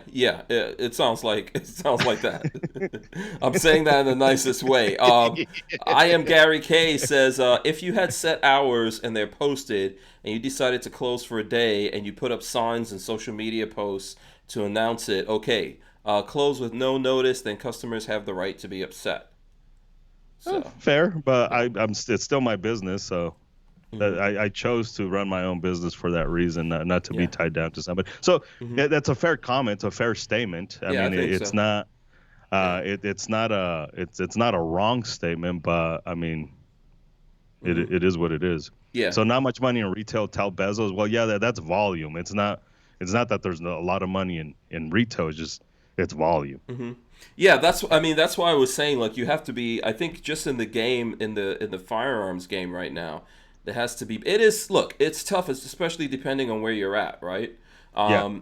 If you're a newer store, it's versus an older store. Like maybe someone bought that store and owns it somewhere a long time ago and it was a lot cheaper and all that kind of stuff. That's easier than a person getting a new store that you either have to buy or rent, and rent is really high nowadays commercially, and then you're buying all this inventory for a store that you can't necessarily sell. So now this could be 10, 20, 30, 50, $100,000 Correct. worth of inventory sitting in the store because the distributor was like, oh, you got to buy these. But then because of the internet and guys like me, people come in there and they don't want that. Correct. They want what they saw Hickok was shooting in a video. It's a tough deal. It's a tough deal. I'm not knocking it. Yeah. And here in Colorado, before the panic, we seen, I think I counted about 15 gun stores, and these were like established gun stores. That just went out of business. Just the market wasn't good, and the pandemic, although it seemed that it helped a little bit, ultimately it just doesn't, because you get caught in this whole struggle for a revenue stream. Because like right now the manufacturers are tied up and trying to pump out as many guns as possible. So some stores can't get guns, so you have nothing to sell. But so it just is this. It's an uphill battle with all that. So for me, it's just like, let's just focus on training again. Let's just focus on activism again. And if retail is with somebody else that wants to run it for us, then fantastic. Or somebody wants to buy guns for everyone as a whole, then that's fantastic as well. But I just wasn't married to the retail side of it. So yeah, I understand. Yeah. Like I said, it doesn't sound like retail is really the thing for you, man. Shit was not that good. I'm just saying, bro. There's a reason why I can't work for anyone else, because this idea. There's a reason why my podcast is called Say I Won't. So it used to be just the Guns for Everyone podcast, and then Isaac, who's my business partner in Guns for Everyone, he's like, dude, your attitude is, if somebody tells you can't do it, you're gonna fucking just do it just to fucking prove them wrong. Yeah, I think you cannot give me $1 million. Yeah. You just wait. You just wait. Yeah, no, I know what you're talking about. about. I'm like that too. I don't like people pushing me around like that either. Correct. I probably have a little bit better of a personality, wise. I could deal with people maybe a little bit better. But yeah, I like the idea of being my own boss. The only person who could push me around is Lola, and a lot of times, she gets serious pushback for me, believe it or not. So, yeah. No, I can't do that. I can't work for other people. I can't. It's just not in my nature. I'm just, call it stubborn, call it dumb, call it whatever. But for me, it's just like, I know what I want out of life, and that's it. Like, you can't convince me otherwise that's not what I want in life. And anything that veers me away from my goals, then it's not productive to me. That's what I've had to learn in life, is just like, I got to figure out what I want. And even if that changes in 2 months or 3 months, I have to chip away. I have to work. If what I am doing is not working towards that goal, then I should not be doing it in any way, shape, or form. Like, it's a waste of fucking time at that point. Yeah, if it's if it's not making you happy, it's not making you happy. By the way, I don't know if anyone has seen it on the Hank Strange side. I actually released a video where we were looking at the Hellcat. So I suggest you guys go over there and take a look at that. I did not. You like it? So I think it's fine. I didn't want to do a video on the Hellcat, to be honest with you, man. I just have problems with Springfield Armory since that whole thing that they did a couple of years ago went down, and I've pretty much avoided them since then. I've made videos on them in the past, and I've had Springfield Armory stuff in the past. But since that happened, like, I ignore them at shows. I don't go look at their stuff. I don't really care about it. Let's be honest. Like, Springfield as a whole hasn't been very innovative. The Springfield XD was a stolen idea. I mean, I guess they didn't steal it because they paid for it, but I mean, it wasn't their idea. It was a Czech idea. I mean, the Hellcat arguably isn't their own idea. They just took shit from other people and just made it their own. There's not a lot new under the sun, and the firearms industry doesn't have a lot of newness either. There's not a ton of innovation. Yeah, that's fair. This is why, like, I'm a fan of Keltec And even though people get mad about it or whatever, and even though sometimes Keltec gets mad at me, like I think there's more innovation there than in a lot of because people are mostly just making 1911s or some derivative of that, AK-47s or AR-15s for the most part. Yeah. Yeah. Yeah. Yeah, and that's fair. Yeah. So, but yeah, I was never impressed by the Hellcat. I was never impressed by Springfield. Yeah. But yeah. So that was my whole thing about it. So I really stayed away from it. You know what the problem is, man?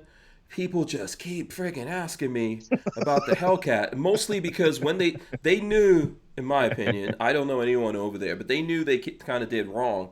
So when they came out with that gun, they sent out 1,000 of those things to people, and it was, I guess, maybe a brilliant, I don't know, PR move on their part to just send it out to everyone. And then a lot of people in the general, because not most of the people out there aren't dyed-in-the-wool gun guys like us, and aren't aware of what's going on. So all the time, people would ask me. I would have the cable people in here. Oh, what's up with that Springfield Hellcat?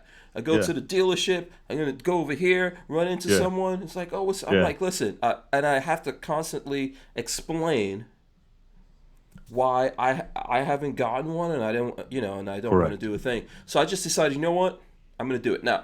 In the beginning, I told Lola, because if I got my hand on one, I told her I was gonna pee on it and put it in the video. And did you? No. Because Lola was like, listen, you need to be, usually I don't like the idea of someone telling me to be professional. You can ask Lola. That's always fighting words with me, right? Yeah. But she was like, listen, if either just don't do it, or if you do it, just give it a fair shot.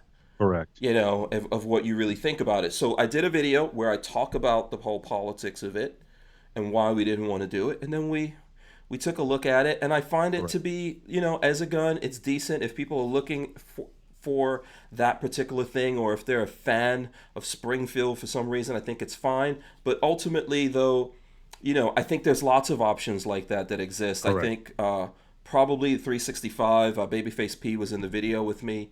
He has a 365. He doesn't really see why that would be any better than that. And there's other options out there. So yeah. Yeah, the 365 when that came out, I fucking hated it. I thought everybody who bought one was a dumbass. I thought it was overrated. I thought, and then I shot it. I'm like, yeah, I get it. Yeah. Like, I hate to say this, but it's a nice What's your gun. hand size? So are you like small hands, big hands? No, I guess a Glock 17 is probably the one that fits that type of gun. So a full size, not a huge gun, but Glock 19s, Glock 17 in that realm, the Smith & Wesson M&P series, that type of stuff fits good in my hands. Yeah. So the smaller ones are not great, but when I shot that P365, and I got to say, even the P938, I just really, really like the way they feel. And I think in the 365, even though dry firing it feels like shit, me personally, I like the stock trigger on it when you're actually shooting it. Like it makes sense when you're shooting the trigger. If you're right. I think if you dry fire that trigger, it just feels like, oh, this is plasticky and terrible. Correct. But when you shoot it, it feels like, oh, this is actually pretty good. Maybe better than the Glock. I have a 43. I haven't switched over to 43X. I think the 43 fits me because it's thin, but it fits my hand. I have bigger hands. And so I think that gun's anything's easy to beat a Glock trigger. Like anything's easy to beat that shit. But I'm kind of used to that. I think Lola has a 365. I don't use it. My hands are too freaking big. That's my complaint.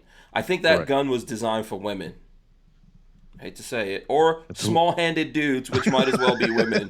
And then we'll see everyone will get mad right now. Babyface, by the way, has very tiny hands. And that's why I wouldn't carry the P365 as well, because it doesn't fit my gun. Overall, it's just not the right gun for me. The Glock 17 is actually the right gun for me. Yeah, I think it's good. Now, since Walther has been sponsoring me and things like that, I've always been aware of Walther and done stuff with them and had friends. But I've been looking at their guns, so like the PPS and stuff like that, I've been taking a look at. But, with that, I'm going real slow. I'm not going to do something, for example, because these guys support what I do. So I'm going slow and taking a look at things and finding what fits my hands and doing a lot of testing on it. So right now, at this moment, I can say for years, I've actually been carrying a 43.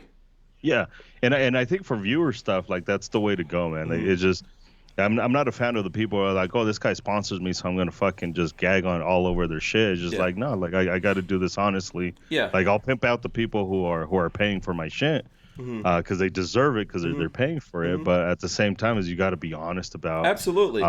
That's a responsibility we have to these dudes out here. Like I actually get out in the world and meet these people. And, you know, I feel like I have a responsibility to them. I hate the idea of thinking that I'm doing reviews, although, you know, technically I guess that's what I do. But I think I realize that a lot of people out there are really trying to make decisions. And if you buy a gun and it doesn't really work for you, people say, oh, it's a gun. It's going to go up in value. No, it's if you buy it and then you try to sell it, depending on when, it's going to probably go down. Right now, you probably have, if you have a bunch of guns laying around that you don't want, this would be a good time. Correct, to sell. To sell them and get, you know, better things and all that. So I feel, and I've gone through that myself, like buying guns. Oh, that didn't really work for me. Now I'm losing out when I sell it. So, correct. You know, I care about those people. The range, I just want to get into this before we move on. The range says, amazing. Hashtag Guns for Everyone has awesome customer service reviews on Google. I think Edgar is way nicer than he claims to be.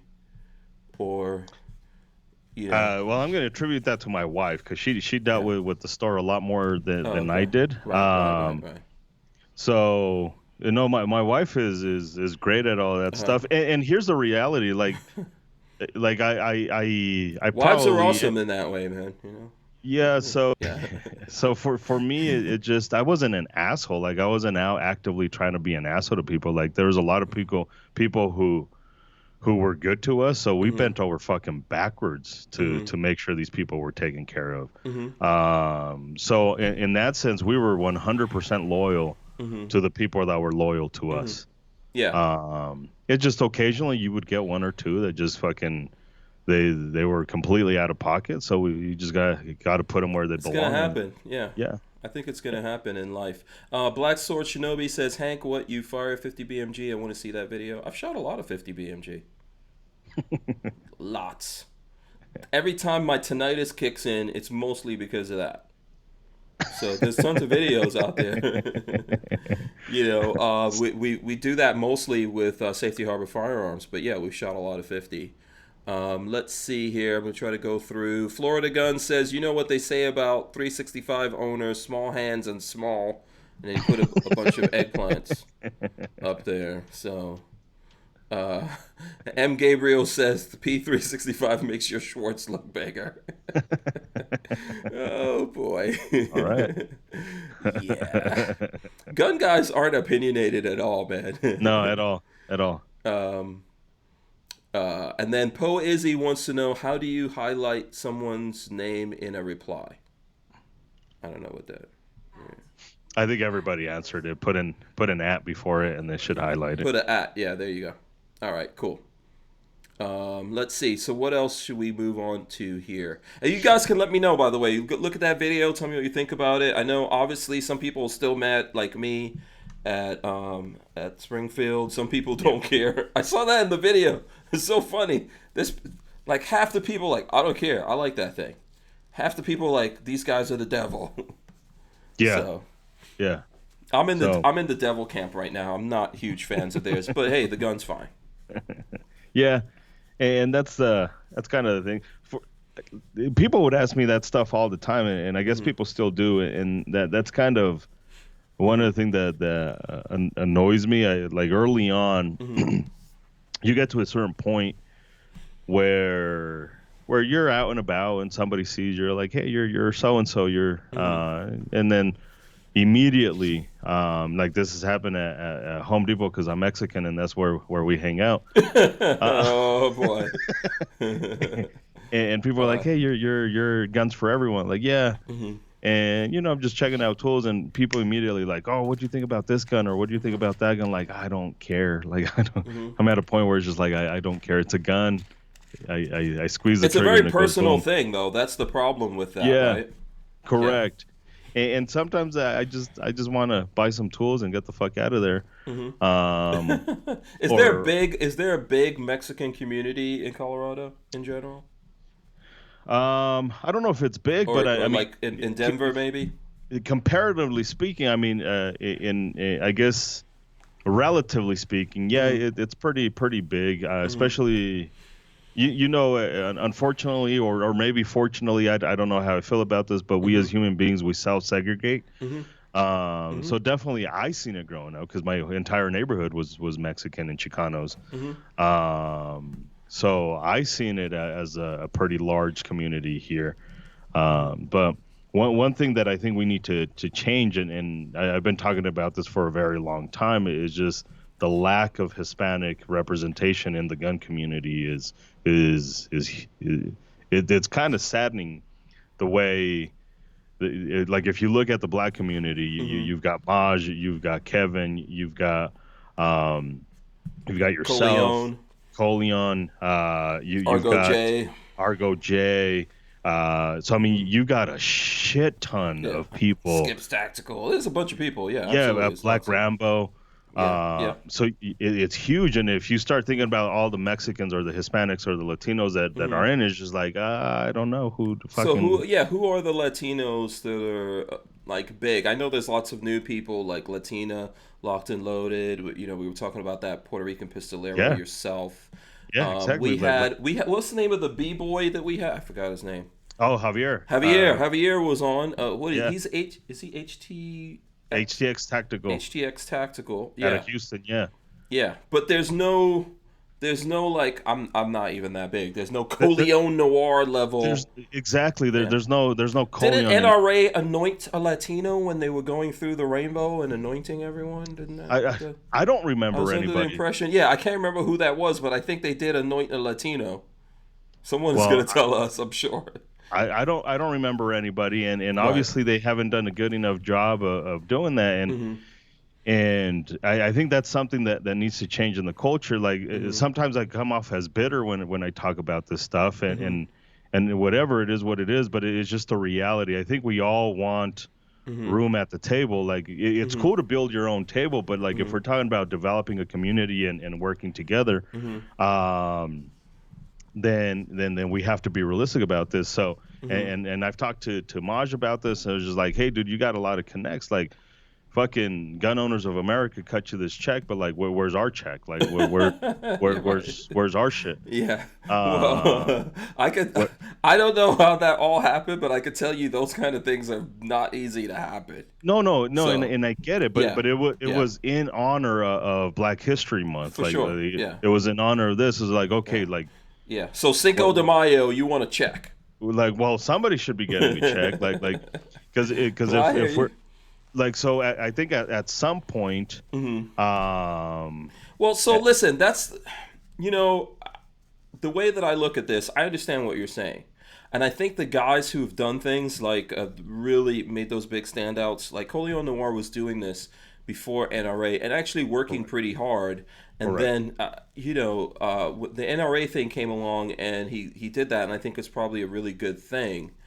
But he then started working even harder, and then Maj came along and kind of like really built his way up without any of that and went through things. And even at one point, I believe that the NRA was going to support him and then didn't, And the reason why I do this is for what you're saying. Like I decided instead of waiting for someone to build something or give me something, I was just going to go out there and jump into it. Now we don't have tremendous support. Like I said with Walther and other people, there's some level of support here. It's not on that level, but there's always a trade-off for all these things because I feel like at the end I can do and say whatever I want to, and even if I take losses. It's not like purposely here. I don't take big, like there's people who sponsor me, but it's not as big as people think. Like I just try to do things so that we can run this. But let's say I did something and made someone that sponsors me really pissed off. I try to make sure that's not the end of the world for me. That I can still go out there and keep saying what I want to say. Oh, absolutely. And I think that's, in my opinion, that's kind of a better way of doing it. And I think that's where a lot of people kind of misunderstand what I'm saying, that I want to.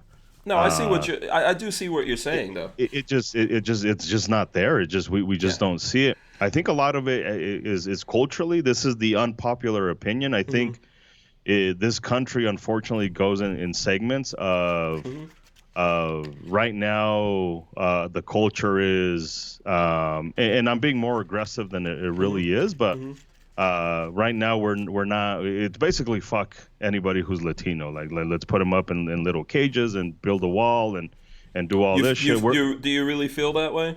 That Uh, like you know. Again, not as aggressive as that, but Hmm. absolutely. I don't think we're the popular minority at this point. I think we all go through the segments Okay. of it's the popular minority, and I think it's your guys' turn this time, and then unfortunately in 10 years it'll be our turn, and then it'll Yeah. be That's the kind of Arab. like what comedians say, like how a lot of white people, like for white people, this may be racist. Some white people might find this racist, but they say, typically like white people can only have one black friend, you know? Uh-huh. So if they already have one black friend and another black friend comes along, it's like, hey, you're not competing with me for this spot over here. So now Yeah. there's a black friend that comes along and a Latino friend. I Yeah. guess, it's like, Yeah. oh, wait, they can't. That's a joke. I think in reality, the reality here is, and maybe some people do genuinely feel that way. Like, I think the reality is we all look at this and see everything as being beautiful. And you can't deny the fact that there's probably more Latinos in America than any other minority, if you want to Correct. look at it that way. And Yeah, we're Latinos we're are probably we're the going to largest outpace white minority. people at some point here. Yeah. You know, Yeah. uh, Well, we definitely outbaby them. We have a shit ton more babies than than yeah, our Caucasian counterparts. yeah. White people, get your Uh, baby game up.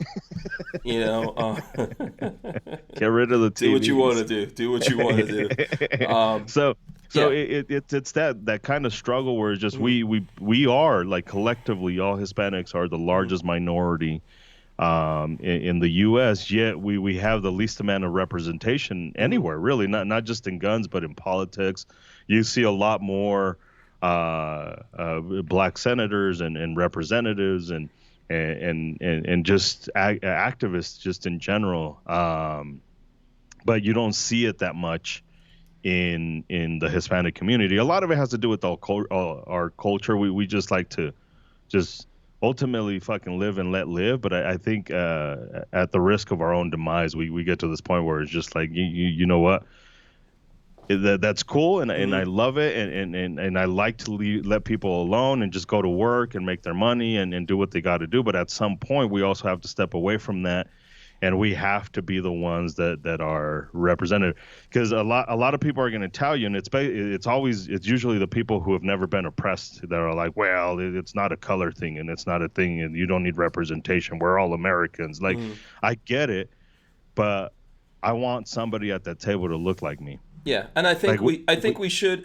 I think in the gun community we should try to encourage lots of difference because ultimately we want everyone should be supporting the Second Amendment. correct. Okay, it's really really important, but in order to do that, you need everyone, and Correct. that's like and and, it's a and, tough and thing. you've been able to reach people that a white dude will never reach. Hmm. Maj has been able to reach people that a white dude will never reach or a Mexican will ever reach. Hmm. And Um, at the same time, there's a lot of like the flip side of that thought. At the same time, there's a lot of white people in the gun community because that's who is mostly in the gun community. There's a lot of white people that support what I do. There's a lot of white people that correct. support Maj. There's a lot of Correct. white people that support Coleon. I mean, go to Correct. when we used to have NRA back in the days, you go there. I mean, if I stop Coleon Noir on the floor, it's like a sea of old white ladies builds up around him. You know what I mean?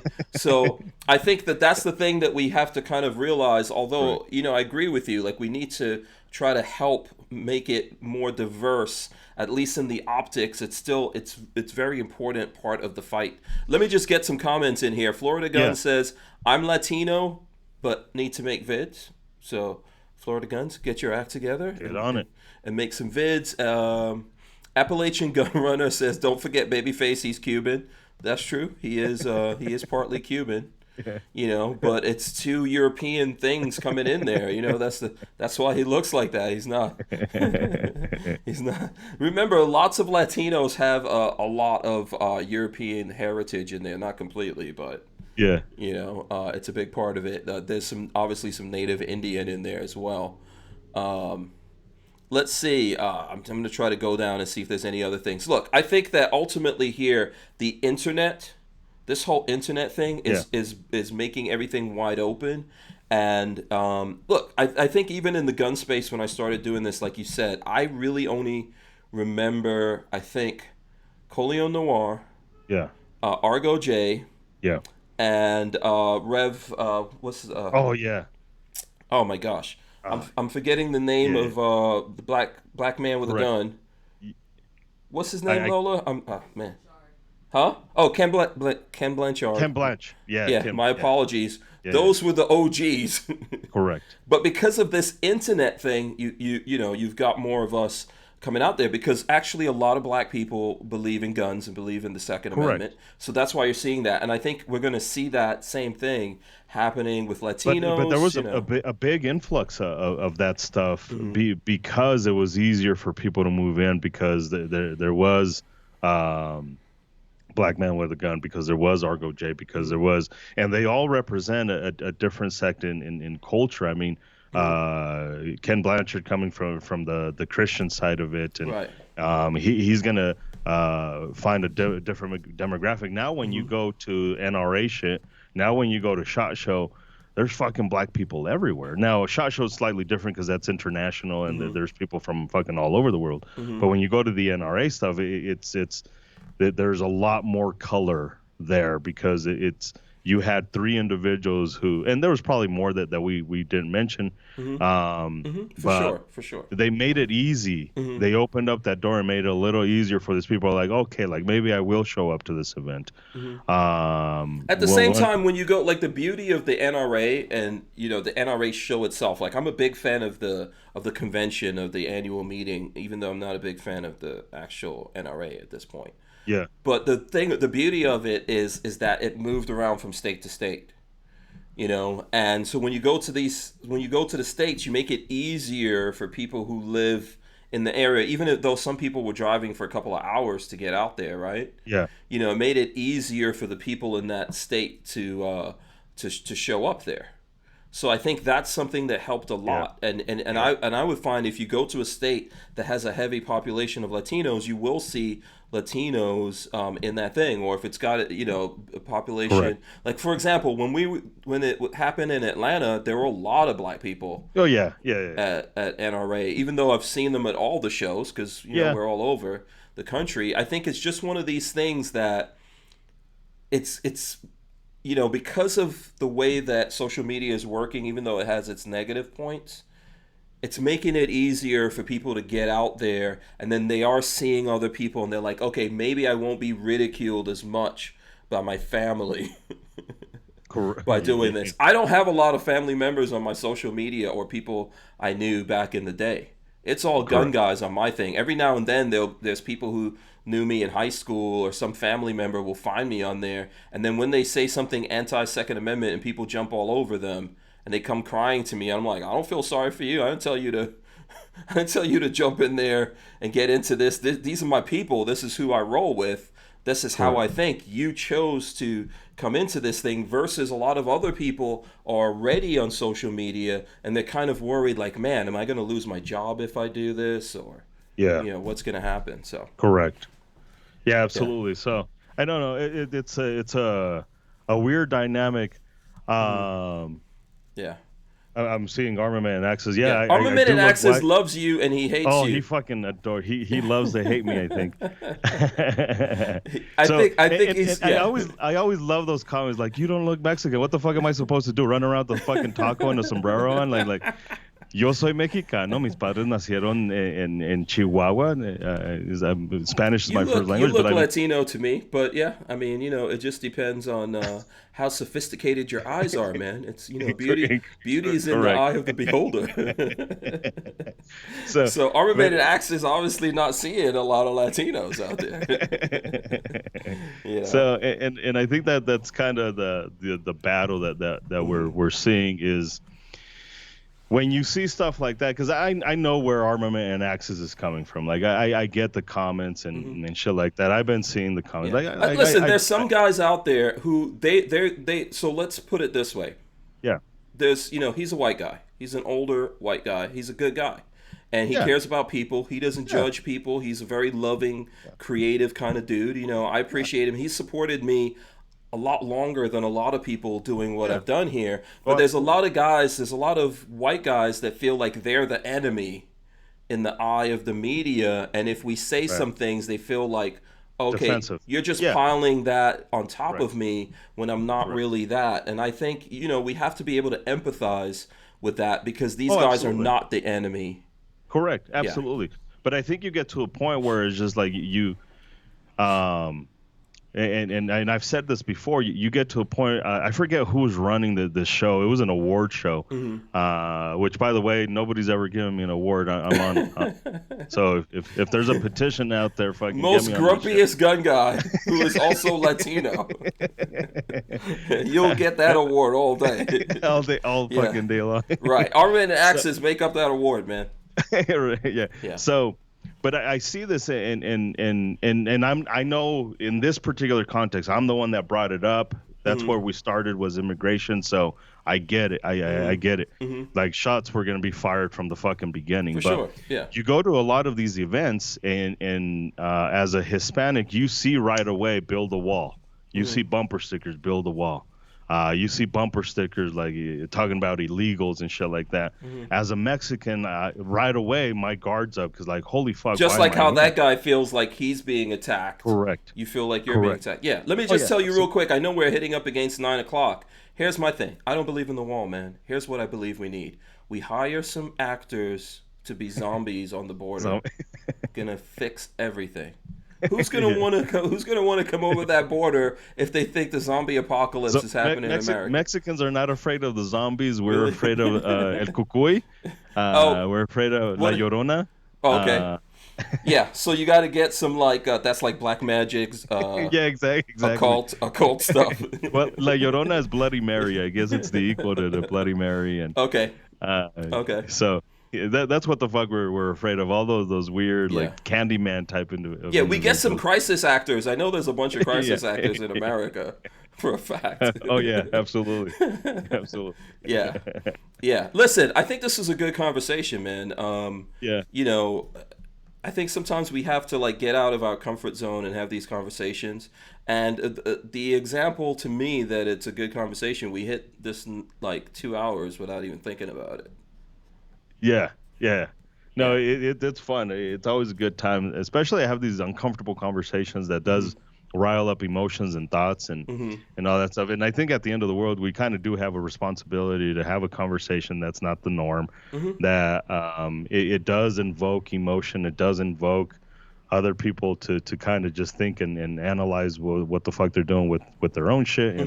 And these conversations are going to help me to grow, and it's going to help you to grow. And so I appreciate the time, man. Same thing here, man. Same thing here. I appreciate it. Maybe we'll get together. We'll put a Latino panel or something together here at some point. Have all absolutely. the Latinos up on there, you know, and rock and roll. And I like that kind of stuff. Like, this is why I'm doing this, to show people there's a whole bunch of different people in the gun world, and expose everyone to it, and let us all think about it and communicate with each other and figure out the ways we can work. We don't have to live with each other every day.